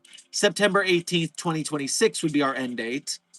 The all-time post velocity going all the way to start is just shy of 1.5 articles a day, which would at least limp us to February of 2027. But that's still not summer 2027. So how are we going to get us down to one article a day? We're not. That's not very likely. Continuing the data. Thank you, D. I saw you, Dan John, say I mentioned that below. I'm so glad wavelengthing. The post velocity of the past week is likely being amplified by things like SportsCon, as well as younger authors having more time to write due to school breaking for summer in many parts of America around that time of year. However, even when using datasets stretching further back in time, it is clear that without intervention by staff, Series 10 will be filled completely before Q4 2026. That is most likely, yes. Next set, post velocity and rating. One point that was brought up as a possible cause of the increase in plus 10 to plus 20 rated articles was post velocity outpacing readership. In other words, if a reader has 15 minutes to read the wiki per day, but 30 minutes of content is posted per day, a large quantity of what gets published will not be read. Or it's definitely being spread out among more readers, meaning instead of a set of readers reading 5 articles, a set of readers split among 50 articles is being severely limited in reach.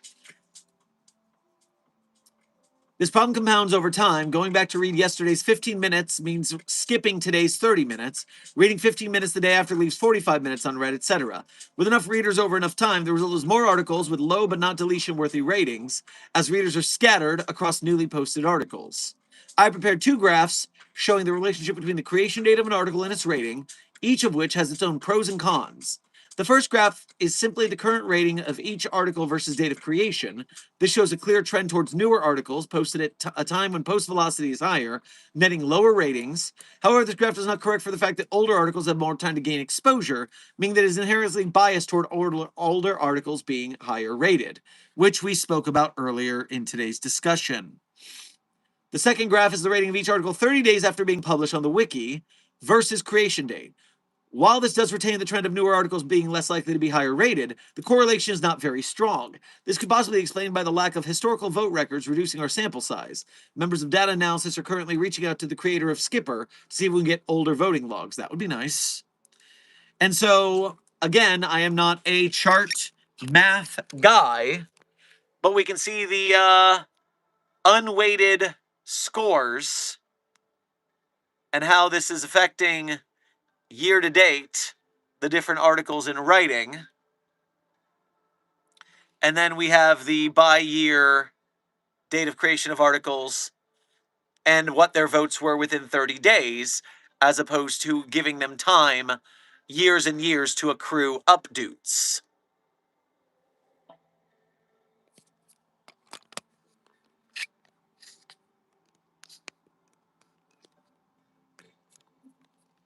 All right. Another commonly discussed idea was that users are either unaware of what constitutes a downvote-worthy article, or they do understand but are reluctant to do so. To investigate this, I've generated a graph showing the number of upvotes and downvotes on all main list articles for a given month, dating back to June of 2022. This shows a very clear trend. Content is upvoted significantly more than it is downvoted by a factor of about 6.5 to 1. At several points in the past year, the difference has been as large as 10 to 1. It can be suggested from this that the reluctance or confusion surrounding downvoting an article is playing a role in reducing the number of articles that get deleted, reducing the number of available slots. Now, yeah, I guess the question is, everyone has a different opinion of what a downvote means, though. It's hard because I'm definitely an offender. I give a lot of grace to articles. To get me to downvote, you've got to basically be unfinished. You got to be typos and spelling errors, cold post worthy. If I don't get an article, there have been plenty of times where other people have gotten it, and therefore I give a lot of grace to those articles.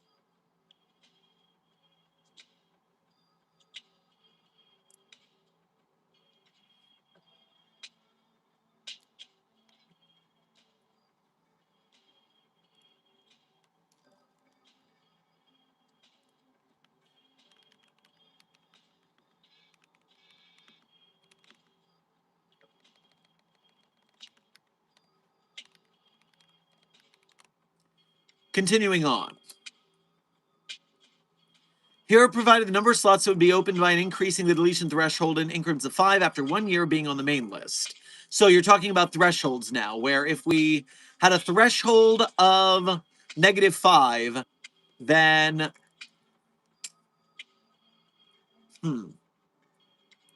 the request of several users, I provide the same data for articles after 1 month on the main list. So you could get to your threshold in a month or in a year. At a -5 rating, then we'd get 3 slots a year open, and or 3 slots open after a year, or 4 slots open after a month. With a 0 rating threshold, we get 6 slots annual. I'm going to skip the monthly just to speed this up. Oh, Jesus. I'm not going to skip the monthly because this is a big difference. If we had a vote threshold of 5, we get 33 slots broken, 33 slots emptied, and 84 slots if the monthly threshold. If it were a threshold of 10, we'd get 85 slots for a year, or 220 slots for monthly. Yeesh, this is getting out of hand. 15 rating threshold would be 217 open slots for a year, or 451 slots for a monthly. Woo! We're destroying a lot of art there.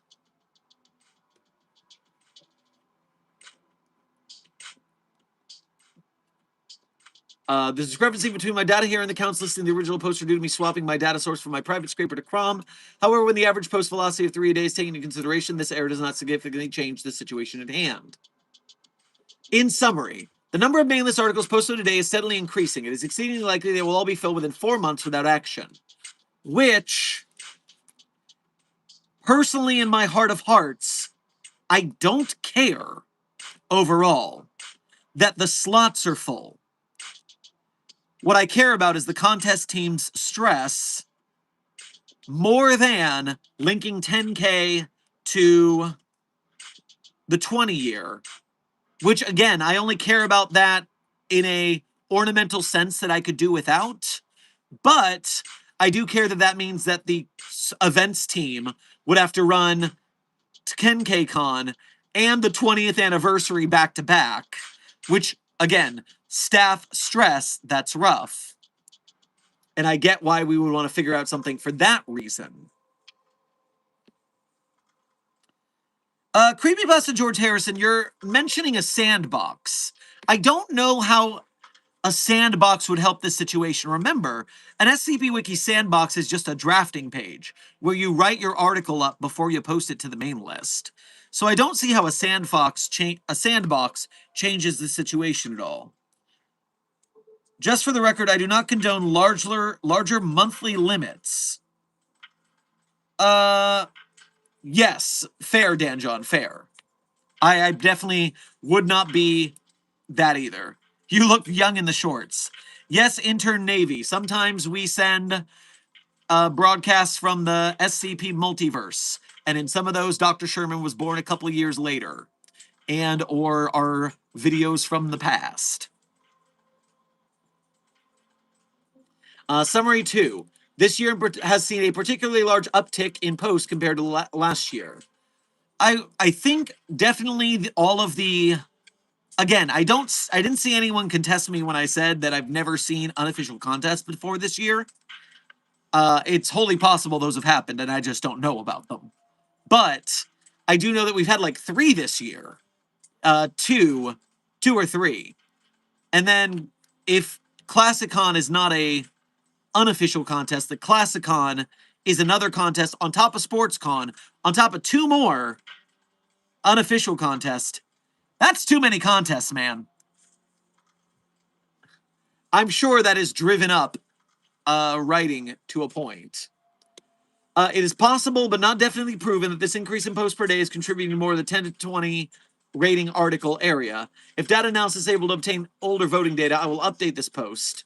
The ratio of upvotes to downvotes is heavily biased toward upvotes, exceeding 10 to 1 at several points this year. It is likely this has a role in keeping slots filled with articles that would otherwise be deleted. Altering the deletion threshold and date at which articles are eligible for deletion leads to vastly different outcomes. If you can read only one of the sections above, I would strongly suggest looking over the table and graph in section 6, which was the drawing the line of different thresholds section. It is likely this has a role in keeping slots filled with articles that would otherwise be deleted. Now, your phrasing there, articles that would have otherwise been deleted, I would question if they merit deletion, though. Because what is deserving to be on the SCP database? What is our quality floor acting for? Is it, okay, this is proper grammar, proper format, and then a decent story? Does it need to have something more than that? What ephemeral quality are we asking for when we say this article should have been deleted, but it wasn't? That I'm worried about questioning.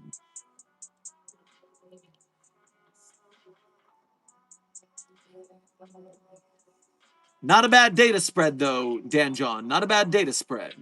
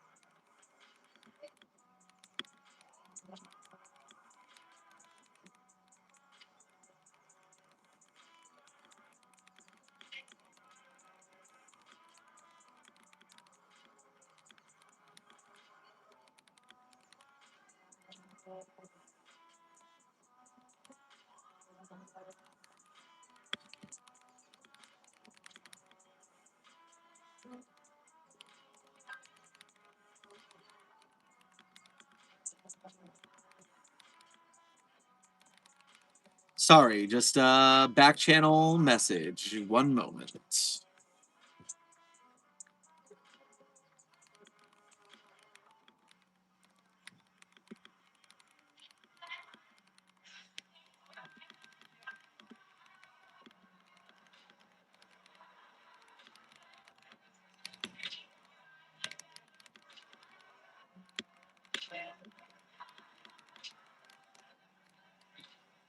Huh. I have a thought. I want to see something in the rules of the SCP database since we're on this conversation. And so I'm leaving Dan John's excellent data post. I appreciate you showing up to stream and sharing with us that. After I check these rules, I will hop back into the chat to check on any donations that came in. And we'll probably have some general Q&A for a hot minute. Because, wow, we are now at the 2-hour mark of stream. This has been a deep subject and discussion. Woo! Things are getting on the SCP database, that's for sure. Okay, the rules. Guide for newcomers. Frequently asked questions, guide for reading, guide for writing, joining the site. The guide for reading, guide for writing, joining the site, frequently asked questions. Where the hell are the rules?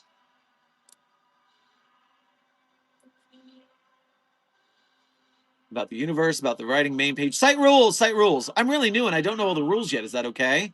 Rule 0, don't be a dick. Love that for us. I got warned. Does that mean I'll get banned? No. I got revoked. What happens next? I got banned for a long time. I've been permanently banned. What do I do? Why do you have an age limit? Do-do-do.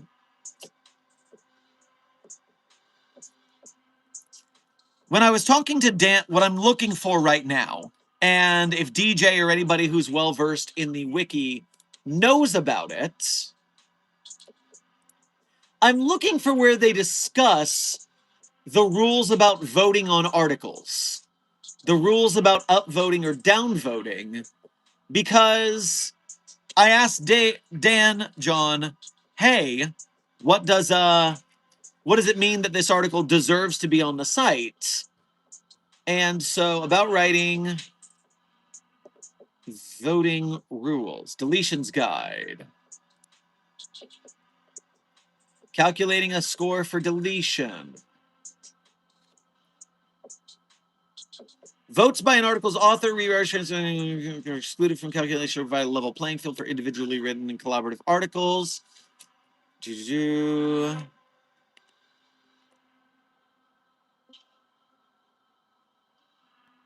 Self-deletion. Deletion, deletion, deletion. So this is not about voting. Guide hub. Site rules, guide for newcomers, chat guide, anti-harassment policy, frequently asked questions. The frequently asked questions has the rules.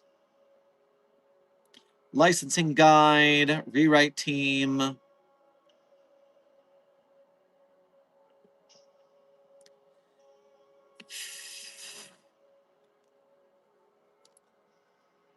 Where are you? And I'm so sorry. Is it in the guide for reading? Navigational evidence. Where should I start reading? Reading Rex.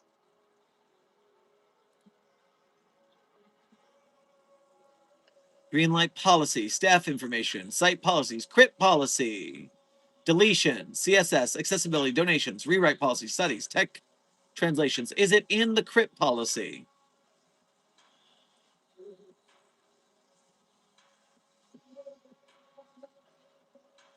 All right, so criticism policy. Critique the work, not the author. Do not make personal attacks on the author. That's good. As an example, you can tell the author this needs work. The main idea is fine except for X, but the addenda are complete crap. Don't say, you're a terrible writer. Why did you post this? Feel free to suggest that the author consult resources like guides and essays. Your post must contain some kind of content. Only saying meh does not count as content because it doesn't tell the author or readers any information at all. An emoticon, an insulting macro, or lol is not content, it's spam. Don't tell the author the problems with this article should be obvious. If it were obvious, they wouldn't have made them, and that is obliquely insulting the author. Criticism should be helpful in some way. Be as harsh as you need to be. Harsh is not the same as mean, and mean is not the same as helpful. Forum critique should be relatively in-depth.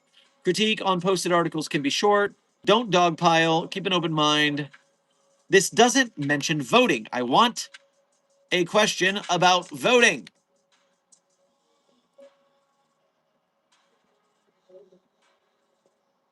Licensing, tagging, community navigation, writing guides, getting critique. All right. I'm going to close all of these forum threads. I'll have to find them again later, unfortunately. SCP Guide to Voting. No, not California state voter rolls.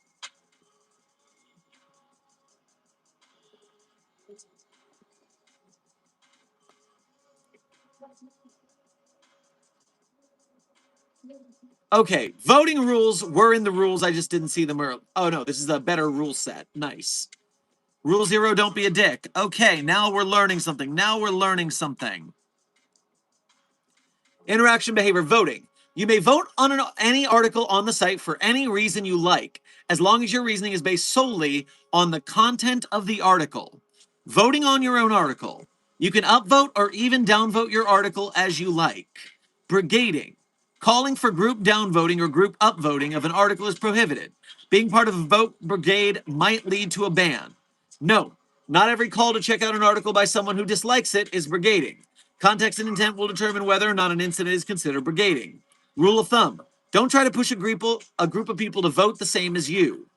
Comments. You can comment almost anywhere on the site as long as you are respectful to other users. All comments must follow the crypt policy. Do not troll or make personal attacks. Arguments. You may dispute the actions and opinions of anyone, including staff, as long as you do it in a calm, mature, and civil way. Forum activity. Don't make contentless or excessively short posts spamming. Don't bump threads for attention, and don't post on threads more than a few months old if you're not contributing substantially to the conversation. Hate speech will not be tolerated. Edit your post instead of double posting. Image posted to the forum or discussion threads must be collapsed. Okay, so the thing I want to point at here is the first rule, and where it says voting is you may vote on any article on the site for any reason you like, as long as your reasoning is based solely on the content of the article.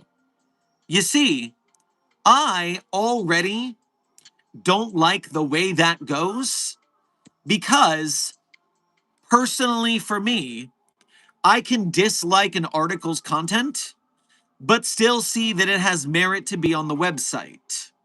For instance, SCP-2721, people are well within their right, I guess, by the site rules, to vote on that because, to downvote it because it has trans themes, homestuck themes.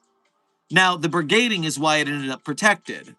But just saying I don't like the content of the article, I don't like it. Because while I'm fine with the trans themes of 2721, obviously, and Homestuck I am not familiar enough with, what I can't stand about 271 personally is the Tumblr speak. The Tumblr posts are just cringy to me in a way that nails on a chalkboard's my soul. Because, I don't know, I just don't like it. But there are people for whom have experienced Tumblr culture who that is very important to, and they feel seen, and the piece of art speaks to them. So I can't personally download 2721. Well, I can't because it's protected, but I can't downvote it ethically in my own mind because I know that even though I dislike it, it has merit. Now, there are plenty of people who don't go that far in their thinking. I'm not saying I'm smarter than them. I'm saying they just don't go down the road as far. They just think, oh, I don't like this, bye. And they are well within their rights to do it.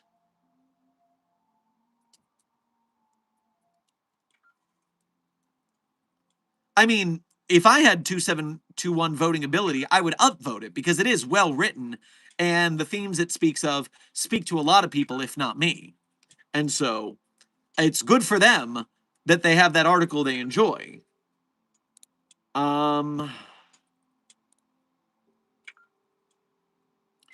Yes, Dan John, thank you for Des showed me that you've told me where to find them. I just didn't look or see you, and then I eventually found them on my own. I just had to click around a little bit. I think it's a very mature way to look at it, Dr. Sherman. Well, I, in some manners, can be mature. In some manners, I make silly jokes on the internet, so I gotta balance it out somehow. Suffice it to say, I mean, there are plenty of people who Carmine Violante almost dies because they can't stomach it. They would not want that on the site. The reason for a vote, in my eyes, is does this have the artistic merit to be on the site? And gore, sex stuff, the horror stuff of SCP has its place, even if it kind of squicks me out sometimes. I have a very, very strong stomach for that myself, but some don't. And so, wild stuff we're going through, people. But we will persevere as a community. I have faith.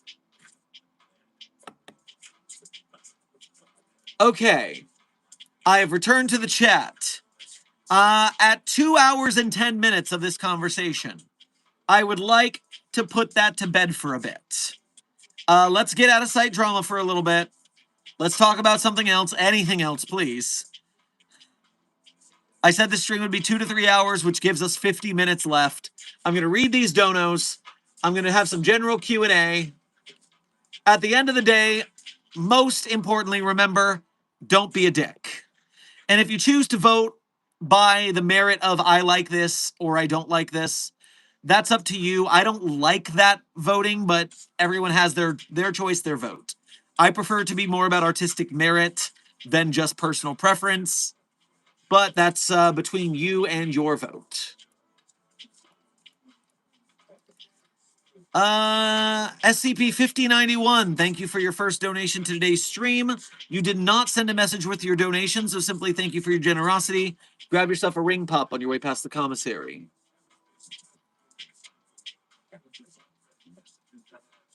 Intern Lenny, thank you for your first donation to today's stream. Grab yourself some Pocky on your way past the commissary.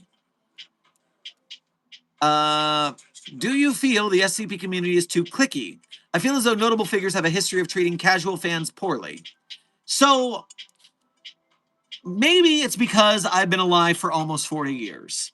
Maybe it's because I've moved between several fandoms, because I've been in theater communities, I've been in high school, I've been in college, I've been through all these different spots, I've worked at dance schools.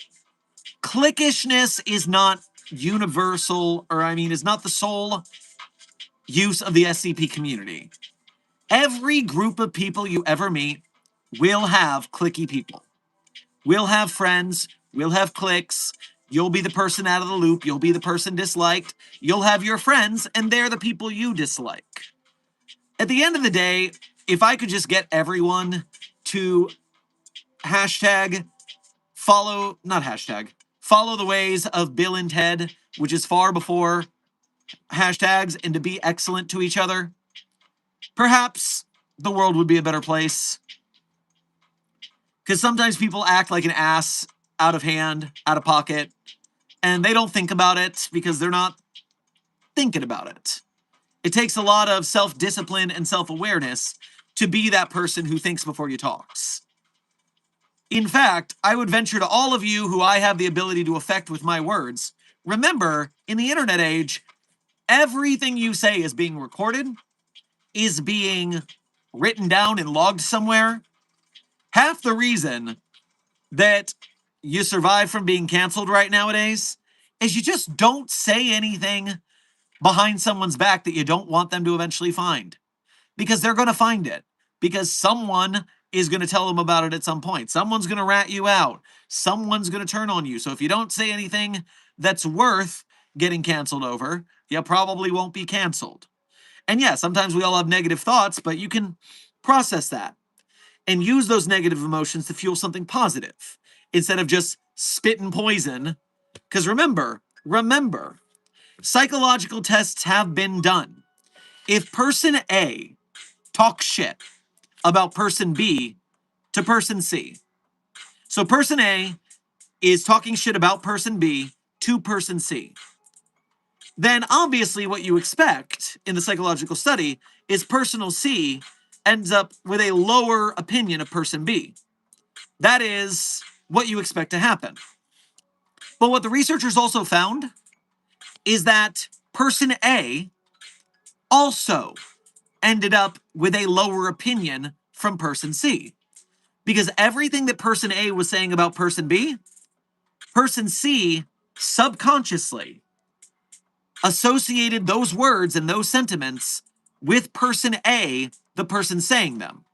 So if person A says, person B is a pants pooper, then yes, person C consciously believes person B is a pants pooper, but also subconsciously thinks that person A is a pants pooper. So, Don't go around spitting poop all over people unless you want people to see you covered in the poop. This has been Life Lessons with Dr. Sherman. Namaste.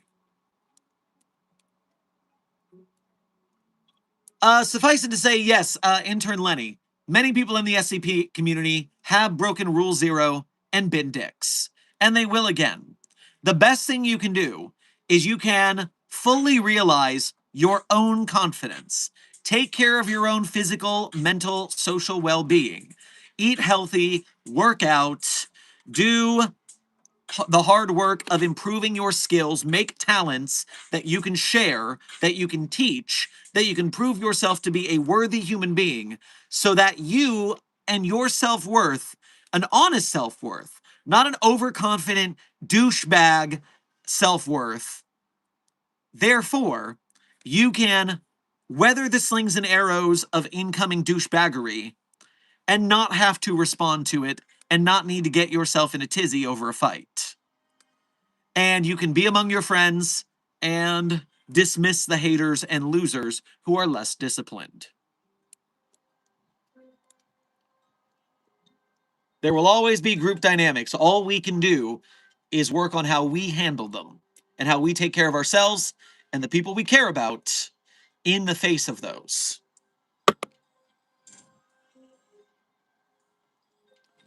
Jack Wallace, thank you for sending 5 thumbs up to the Containment Hazard Assessment team. I am glad that you were hanging out with Siskel and Ebert, and among the 3 of you, we got 5 out of 6 thumbs. That is some high-key positivity there. Shadow Trap, thank you for your first donation to today's stream. Grab yourself a hot slice on the way past the commissary, because you said your donation is to get pizza. I already had my pizza for the day, but I will look forward to more. Thank you kindly. Hey, Site42, sorry I've been on live streams lately. It's almost the end of school. Hey, Accolade, I understand. I mean, obviously, I do not have school, I have work. But I understand that we have some on the younger side, which is why we have content warnings. We can't control the fact that Site42 has under 18 viewers. Now, you have to be an 18 or older viewer to join the SCP Wiki and to join the Site42 Discord server, as well as the official SCP Wiki Discord server. But here, you need to, in the YouTube chat where we can't moderate such things, you must moderate yourself. Remember, sometimes the SCP community has graphic, violent, or sexual content. We are a horror fandom after all. And so you should, if you are under the age of 18, much like a rated R movie, confer with your parents, tell them what you're watching, and hey, maybe you'll get them into the fandom too. And then you can all share in it together and responsibly. Da, da, da, da, da. Oh my god, I've been yapping so much, my water is still mostly full.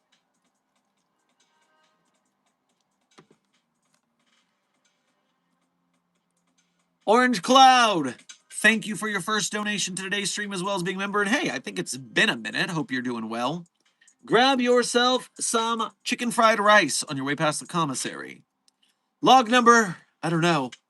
I'm still trapped in this hellscape of a basement. The droids and the entities have all fully fused. There's no fighting them. There's only one thing I can do. What thing? Don't leave me on a cliffhanger. Orange Cloud, what are you gonna do? Dan John, desk alerts me that you are heading out. Thank you so much for joining us today and giving us more intel on this scenario. It was very helpful to our chat, and I'm glad our chat was able to have a healthy and civil discussion about the situation. I know that with any discussion of limiting the writings of the wiki, deleting writings of the wiki, there's going to be strong feelings. I want it known that I'm strongly anti-deletion on first principles, but I appreciate everyone's discussions, and hopefully we can continue to have a thriving community when we find our ways. Dixie Spear, thank you for your compliments. Hi, Doc. Just want to say I love your work and the fact that you got me in the SCP fandom community, so I hope everyone here is having a good day and night. Same to you, Dixie. I hope you are having a good day, night as well.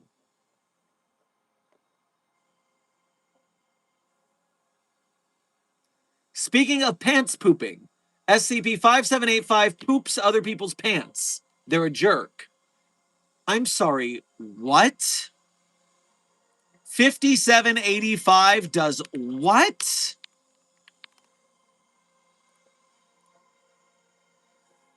SCP-5785, codename Craptivism.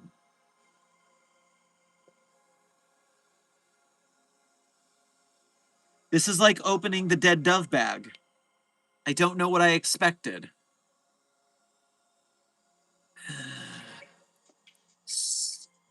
SCP-5785 is Daniel Chesed, a 25-year-old human male originally from Newark, New Jersey. 5785 is capable of manifesting two connected portals of equal size with the sole limitation that one portal must be located within its body. When conscious, 5785 has full control over the creation, size, and location of both portals. In its current comatose state, however, the portals manifest and demanifest at random intervals, with the external portal appearing within 5 feet of 5785 and the internal portal replacing a random sphincter within 5785's body.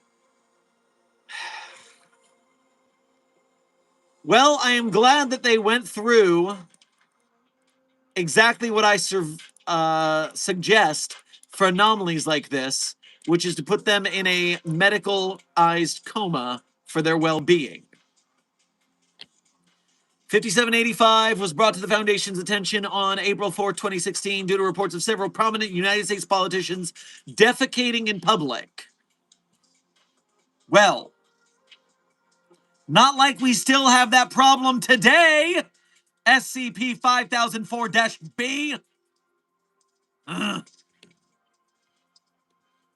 Cell tower records from the areas of all incidents indicated the presence of B'nai Horin, a Jewish left-wing activist group with a focus on prison abolition. Recovery forces apprehended 5785 and other members of the group at a political rally for the re-election of blank blank. 1, 2, 3, 4, 5. 5 letters redacted, and 1, 2, 3, 4, 5, 6, 7 letters redacted.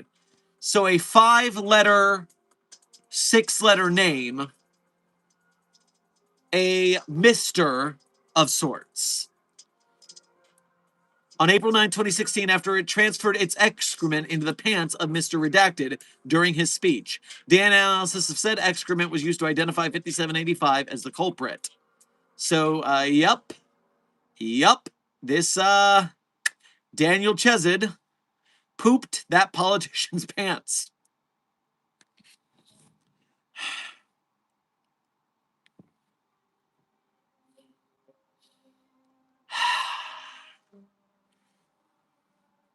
We have interview logs with the anomaly. We have different tests. You are free to read SCP-5785, codename Craptivism, at your own leisure. Daniel Chesed is a Lobotomy Corp reference. Intern Tambari, I am unfamiliar with Lob Corp outside of its name, so that was lost on me.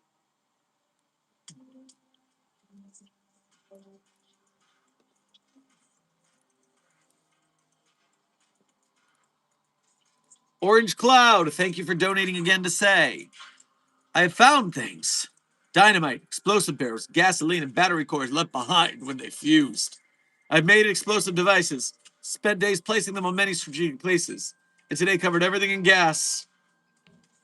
Can you once again fulfill for me your location? Because how much of Site 42 are you planning to burn down? This sounds like a dangerous scenario. Oh my word. 2 hours and 10 minutes of talking about that drama wore me out.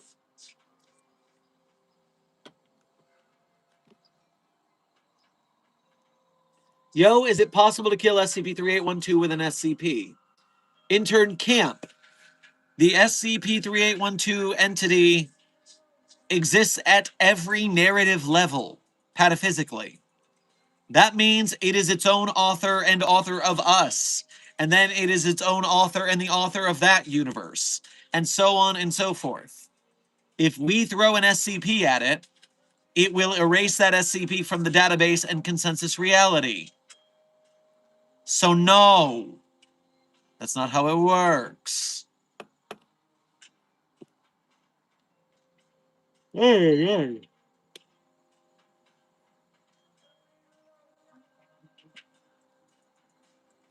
I tried explaining SCP-096 to my friends, but they just say they could beat him. Not a him, it's an anomaly.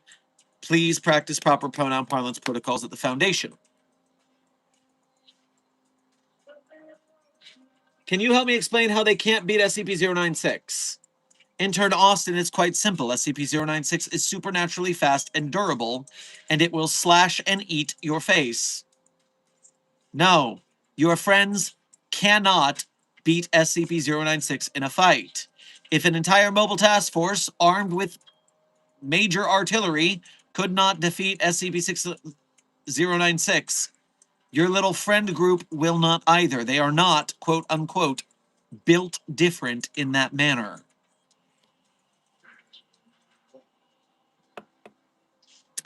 So if you throw 682 at 3812, the universe ends.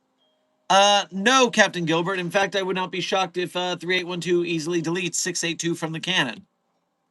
Again, 3812 is just built different.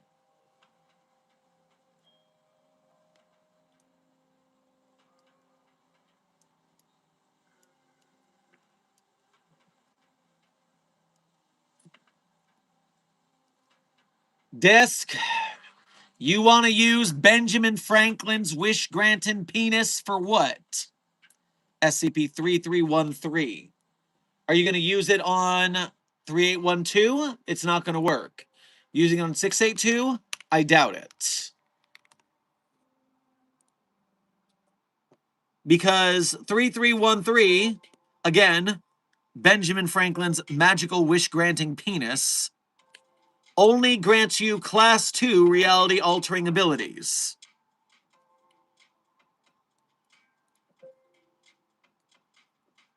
Mm-hmm. Mm-hmm.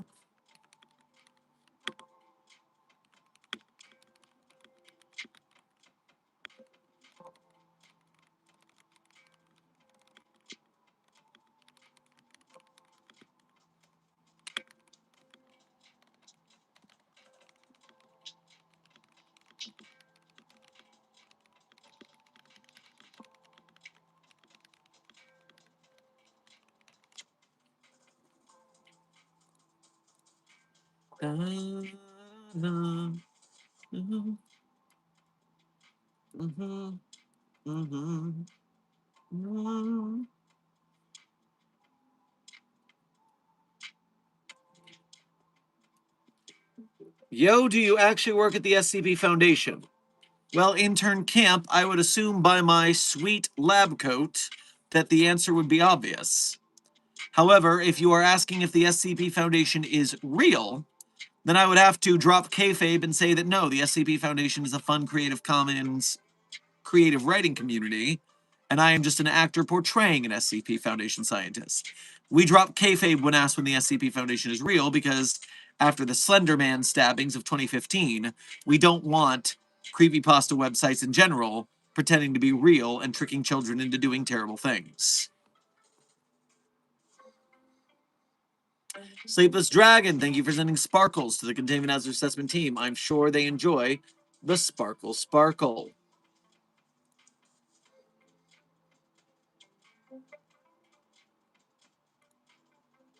Interesting.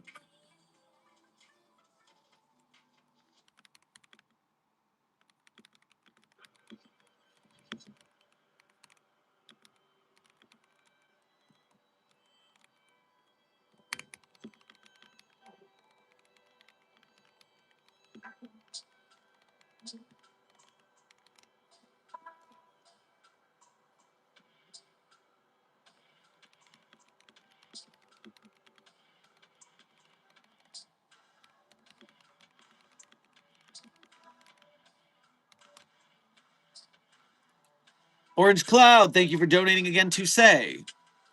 The bottom floor, filled with hundreds of these evil creatures made from clones of my Spring Bonnie droid and 729. Jeez! Fuck. Oh,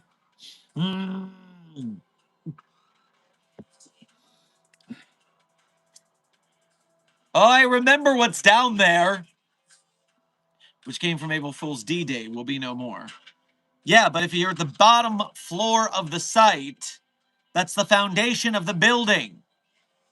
Are you sure that your strategically placed explosives will not bring down the building?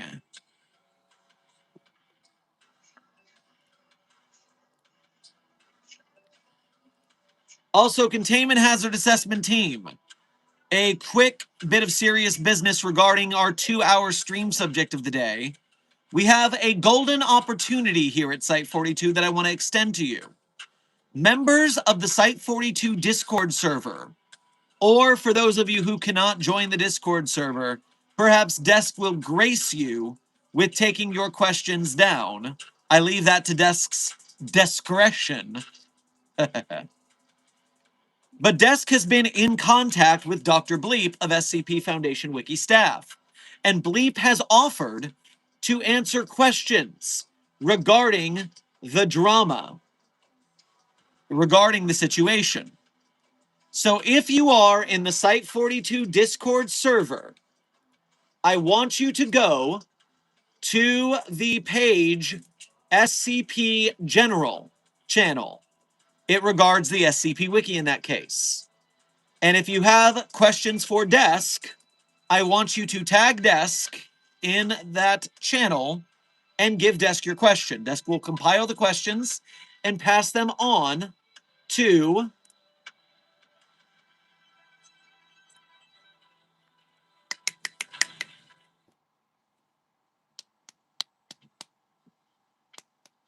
Bleep.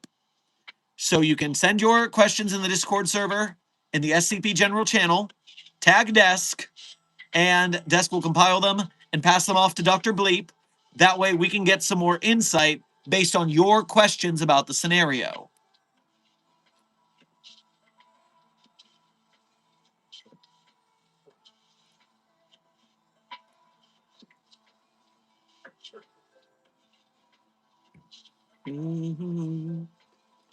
Orange Cloud, thank you for donating again to say, the pillars will be safe. This will be my final transmission. Despite my partial anomalous nature, I probably won't survive. But these things must be eradicated before they can escape. As always, secure, contain, protect. Yes, okay. I'm glad to hear you're not burning down the site. We'll try to find you afterwards, and we'll try to provide some cleanup teams.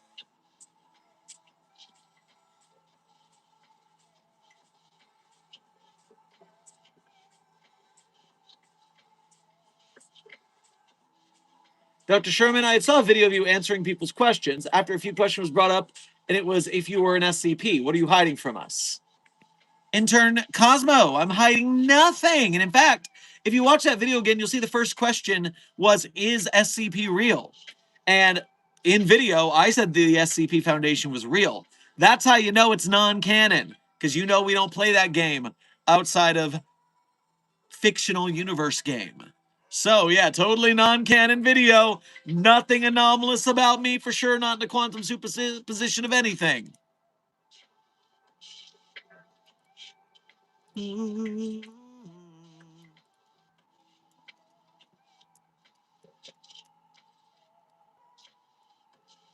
Amber, thank you for your first donation of today's stream, as well as being a member, as well as making the effort to go through the Ko-Fi. Grab yourself a Berg on your way past the commissary. A co-worker who knows about my SCP fandom made sure to tell me about SCP Gallionic he came across today. He said he would have been disappointed in my contact you if I was not informed. Well, yes, I would have been disappointed in me if y'all didn't hear about it from me. And my reach is not infinite. On YouTube, it's very often the case that you're lucky to get your video to 30 to 50% of your subscribers. So that's why these daily streams help, because, man, we get clips, we get all sorts of stuff, and we are passing the word as much as we can.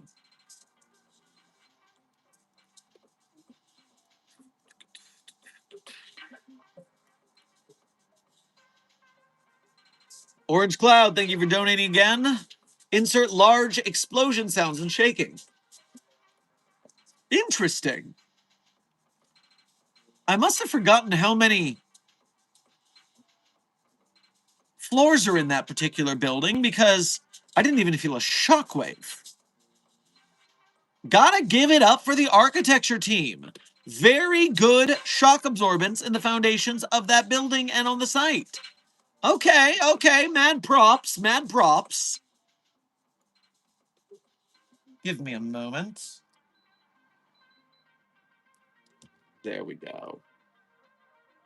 Does the Backrooms Wiki and SCP Wiki work together?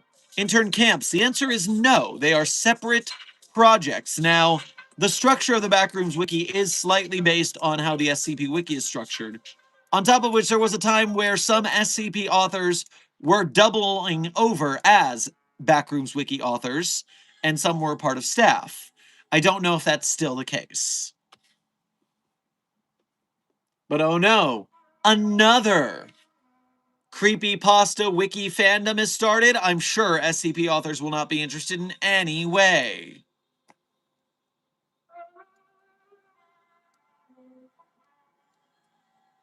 Now, as for does the SCP Foundation itself research the backrooms, the answer is no, because those async bastards are real stingy about it, bogarting the whole research project.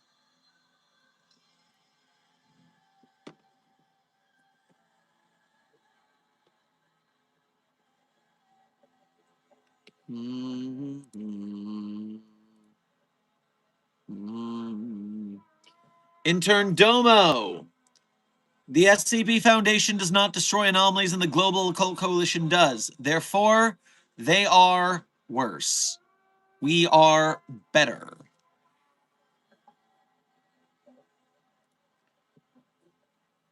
Codename The Real O5 Council. Weird that the O5 Council are interns here at Site 42. I guess we're just that badass. Thank you for your first donation of today's stream. Go get yourself some Jello on your way past the commissary. Doctor, the council requests to send over an O5 representative to Site 42. Do you have O5 protocol on standby? Of course we do. We are professionals here. The back rooms are actually referenced in a couple of LCPs. Hey, Billith. Good to see you, buddy. How you doing? Billith is a moderator. Intern Tambari, for the 7,000 contest, Billith and I made the insane proposition to try and read every article that was submitted for 7Con. It was crazy difficult. So from that time, Billith is a moderator who rarely comes to join us. But Billith is a trusted member of the Site 42 community, as well as the provider of our sweet, sweet tunes that, thanks to YouTube's changing protocols, you probably can't hear as well, but I'm sure vibing out to the awesome tunes provided by Slowgramming.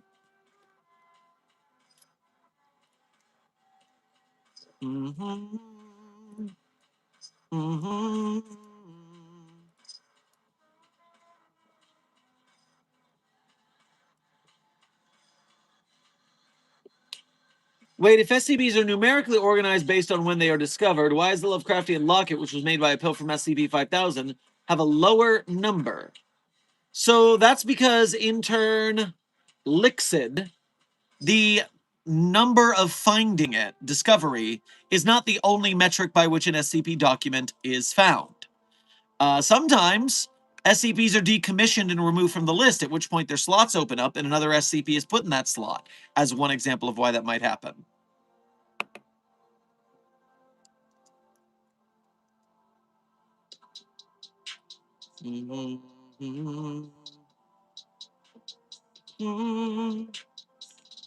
Glad to contribute. New album coming later today. Yo! We got the intel on a Billith drop. New Slowgramming coming to a streaming platform near you. Go to your SoundCloud. Go to your Spotify. Go to your YouTube for Slowgramming. One word. New album from Billith dropping. Get it while it's hot.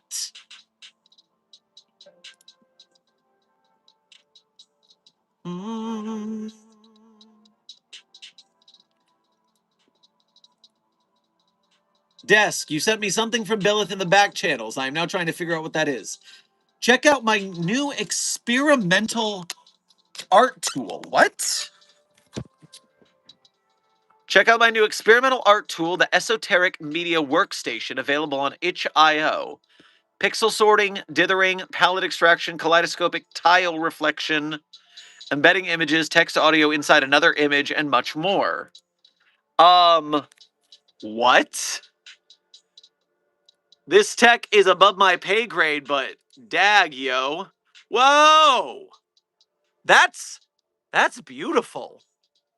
Can you guys see how pixely and cool that is? Yeah. Yeah, the details coming through the stream. That's sweet.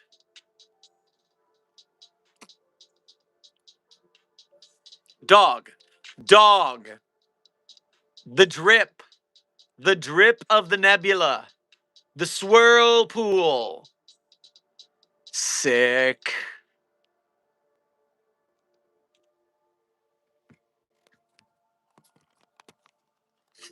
Desk, will you do chat a favor and drop that link that you dropped me in the Discord server? Put it in media, I assume. And Billith, thank you for coming to shout out your album and for sharing your cool tool. That's neat stuff. Damn, y'all still here? Well, shit, peace. Yeah, Opal, I committed to a 2 to 3 hour stream today. We are currently 19 minutes from the 3-hour mark. I'm honestly considering staying a little bit longer because we spent 2 hours and change on the stream subject. So I'm just now getting to talk to you guys finally.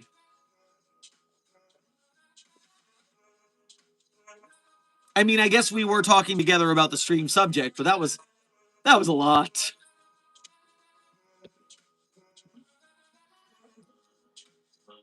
We haven't even gotten to the next subject. I know, Creepypasta George Harrison. I wanted to finally read the next JamCon article today.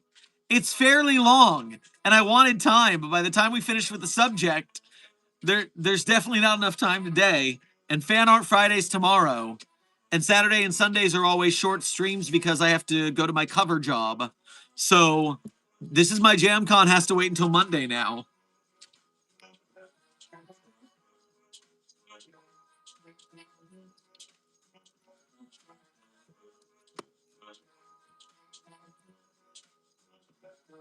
Rose's voice is not synced up again. That for at least a little bit. Really need YouTube to fix that.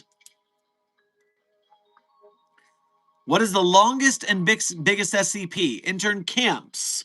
It is known that SCP 3200 is approximately 300 million light years,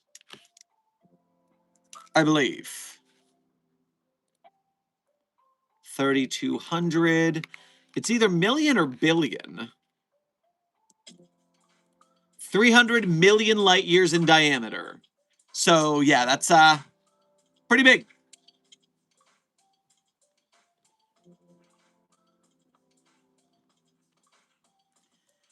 Just saying, I was super nervous about the topic because an SCP I was using in my tail was at plus 16, but now it's at 22, so currently safe.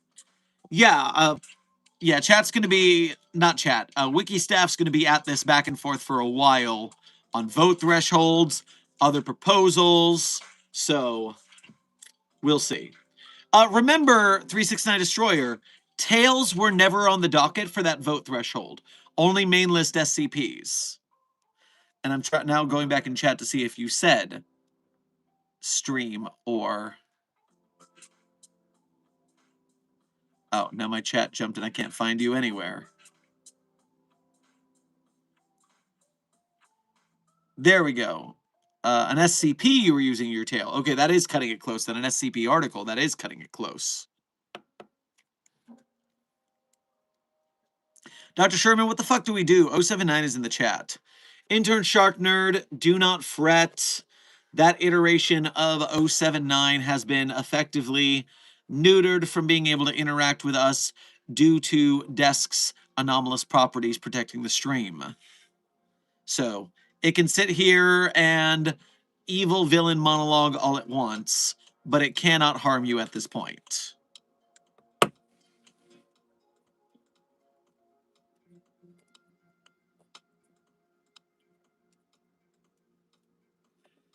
Containment Hazard Assessment Team, in case you weren't here at the beginning of the stream, I just want to make it clear again that today's stream is sponsored by the upcoming Kickstarter for SCP Containment Breach, the movie.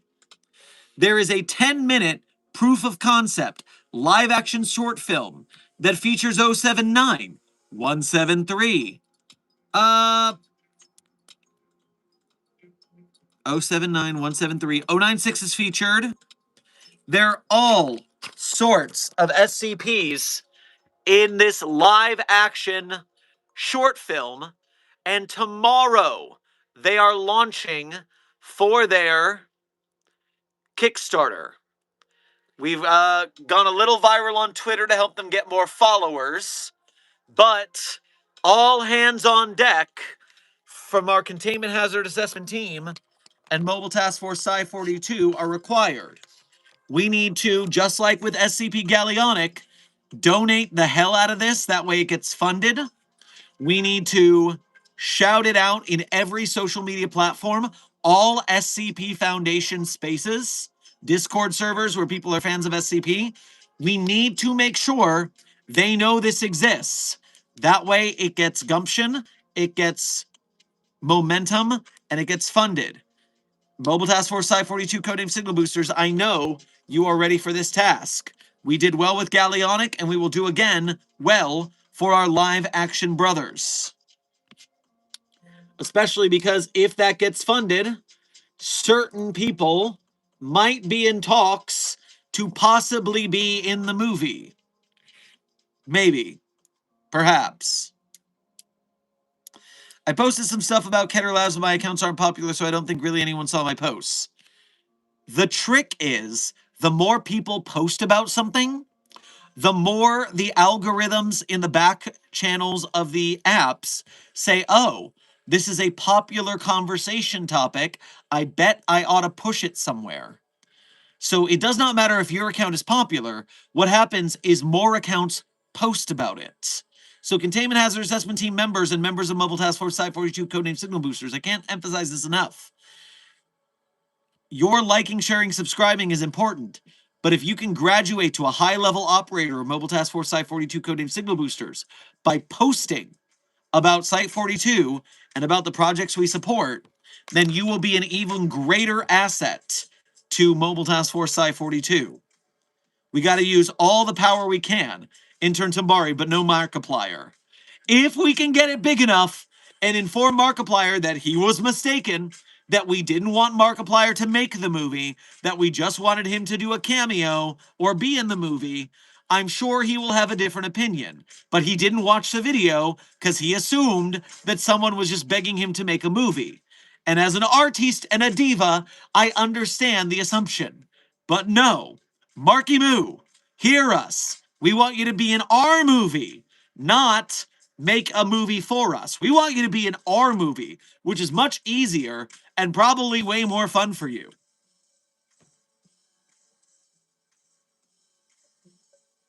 Plus then, if I get to be in the movie and Mark gets to be in the movie, there's a non-zero chance I get to meet Markiplier. So we need to make this happen, people.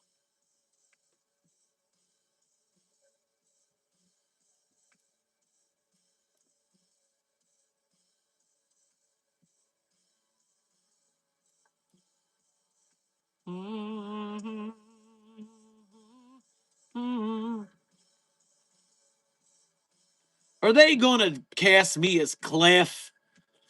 Well, that depends on if Alto is going to be making an appearance, but you know that if they make an appearance as Alto, you would be my first recommendation to them to play said Clef. Why do memetic kill agents not kill the O5? Intern Dom, it's because many memetic kill agents also have inoculations, i.e. a vaccine for cognitohazards. Once you're inoculated, the cognitohazard does not harm you anymore.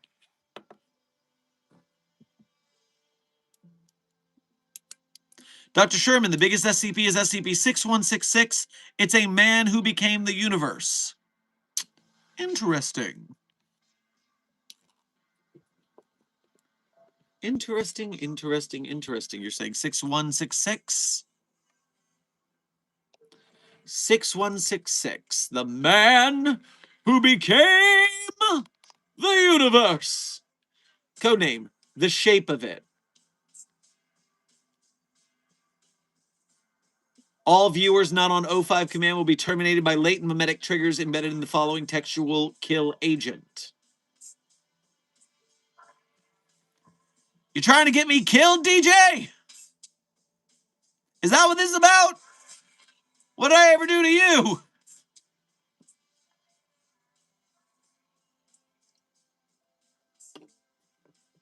Okay, wait. I gotta...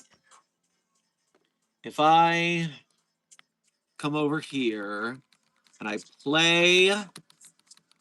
Listen, if you tell the overseers I am doing this, I will fire you. Out of the sun launcher. Into the sun. If that wasn't clear. Okay, we're just gonna overwrite that.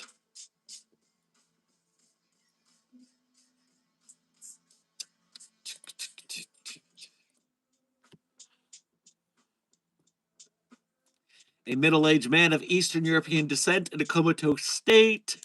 Another medically induced coma, huh? Anomalous property of 6166 is the constant leakage of gamma radiation from ears, nose, mouth, and eyes. The signatures given off by the radiation manifested an outline of various thaumaturgical symbols, specifically those representing Earth, night, and the self. Bad news, waking up is not an option. Interesting.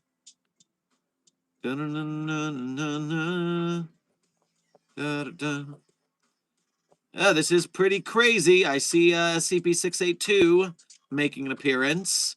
999 is there.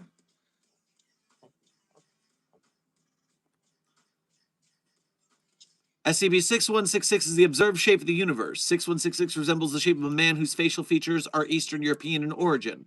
Surrounding SCP-6166 is a blanket of radiation-based thaumaturgical symbols relaying a story of a man becoming the universe, though no other sources can prove this is a factual account. Hypothesized to have occurred in 1953 when intense signals were picked up on thaumaturgical relay devices in Foundation custody. In 1969, a powerful astronomer employed at the Foundation with reality-bending abilities to trace the universe and described it as a corpse. Further astronomical scans have confirmed that the shape of the universe is, in fact, SCP-6166. Cool. The universe is some guy. Really brings meaning to our lives.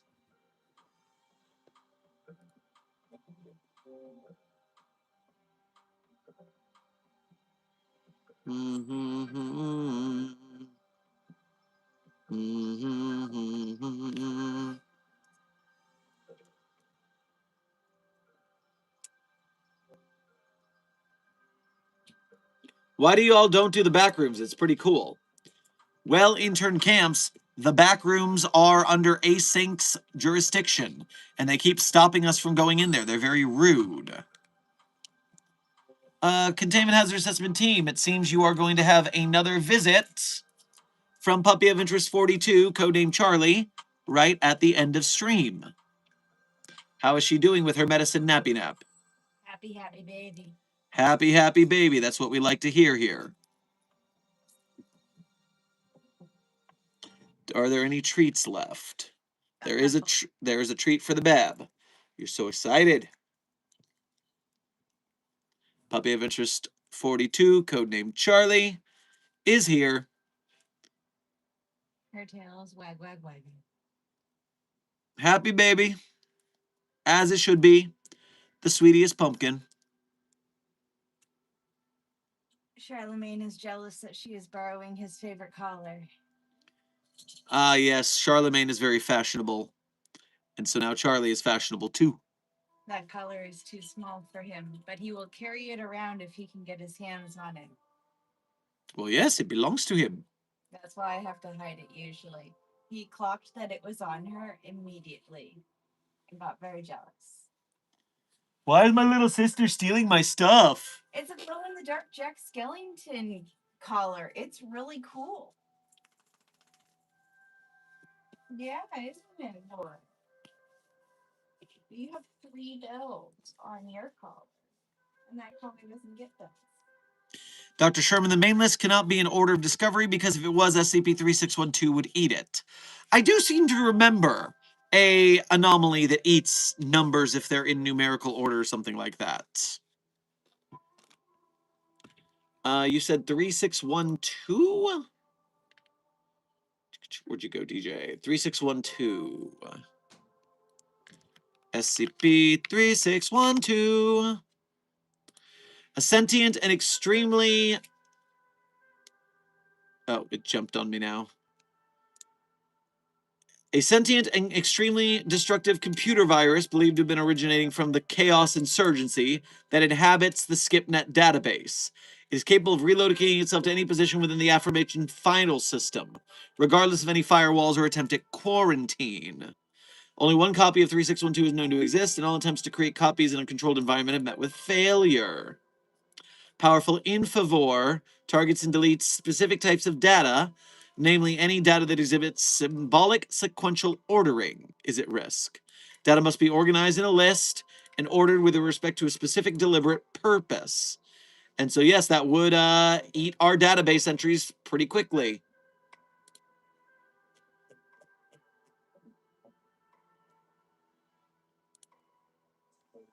Good intel.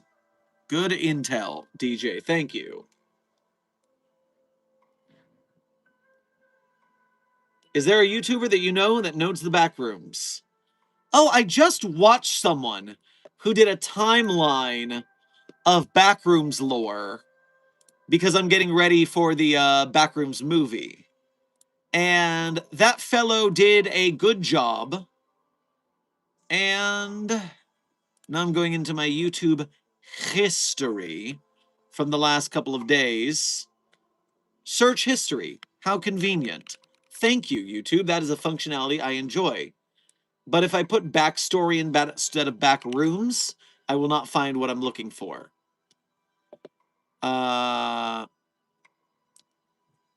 Okay, no. Film Theory did the complete timeline of the back rooms, which is what I watched for a little bit of research. And then what I watched by YouTuber by the name of Brugly. Brugly is talking about the controversy of the backrooms having monsters in it. Because, of course, everything has to be drama, doesn't it? Didn't I tell you? Didn't I tell you SCP wasn't the only one with clicks and drama? The backrooms. The backrooms. You have Brugly mention. Yeah, Puppet Boy, I found Brugly for the first time. At least this video was good. So, I enjoyed the rundown and seemingly has a similar mindset to me of let people have fun, damn it. So yes, Broogli, Brugli, for Backrooms lore, apparently, is a good source.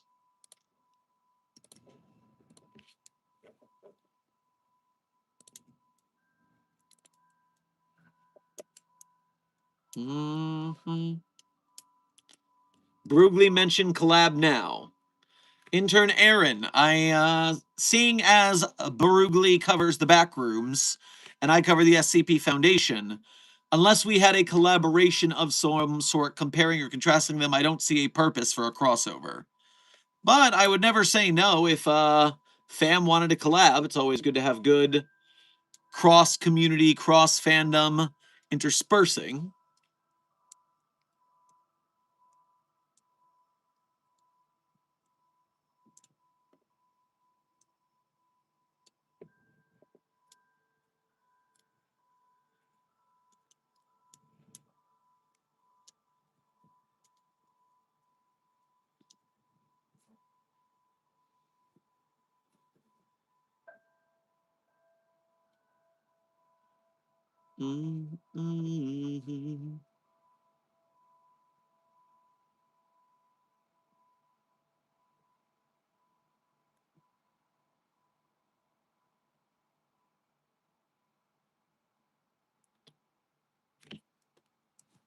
Dr. DJ, you're saying 7489 is a remake of Man, What Heals You If You Touch?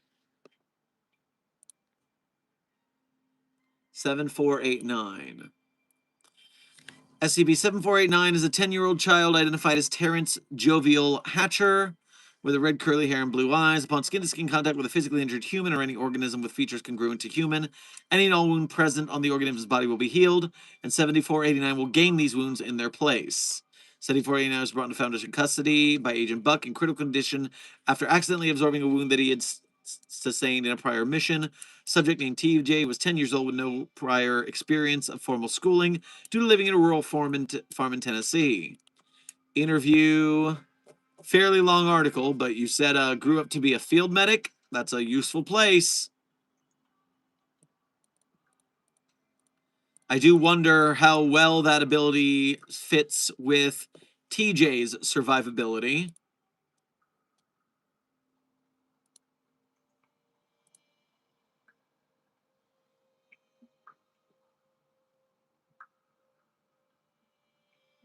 Dr. Sherman is me.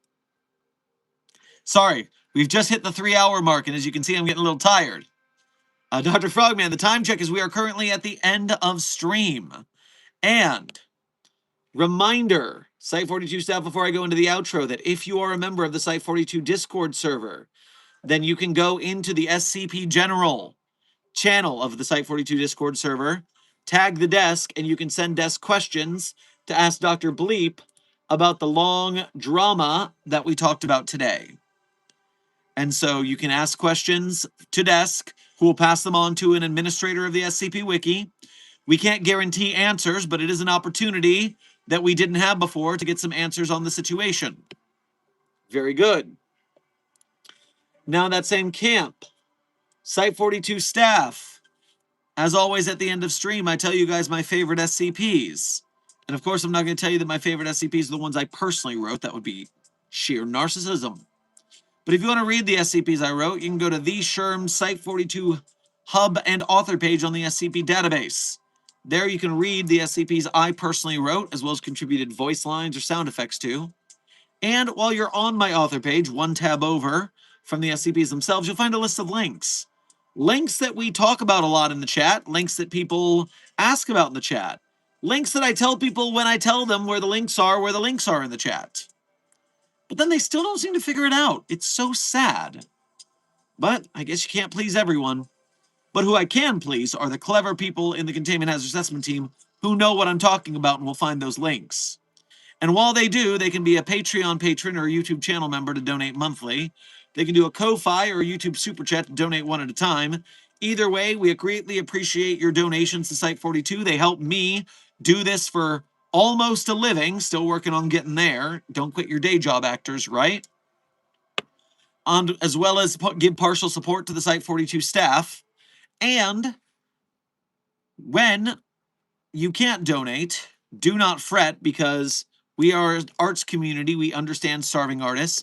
You can still help us out by being a member of Mobile Task Force Psi-42, codenamed the Signal Boosters. When you like, share, subscribe, comment, chat, clip us, make edits, make memes, and share them on social media. You're not only, and don't do it just for us, do it for the SCP projects we support.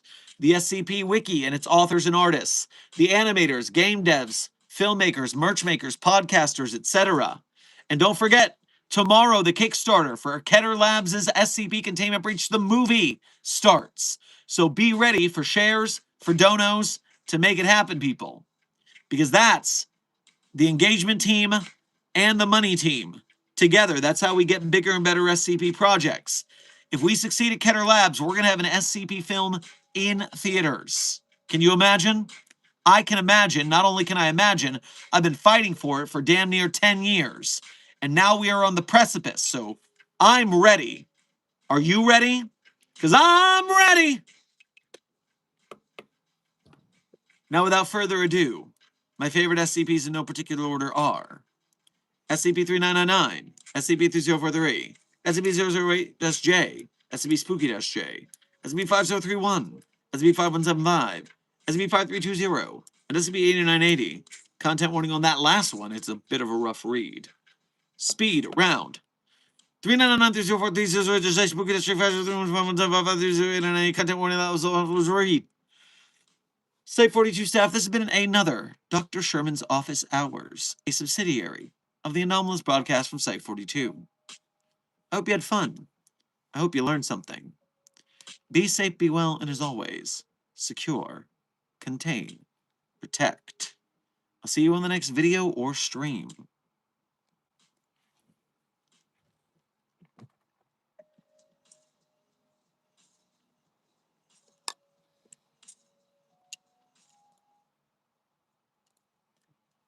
We met as soulmates on Paris Island.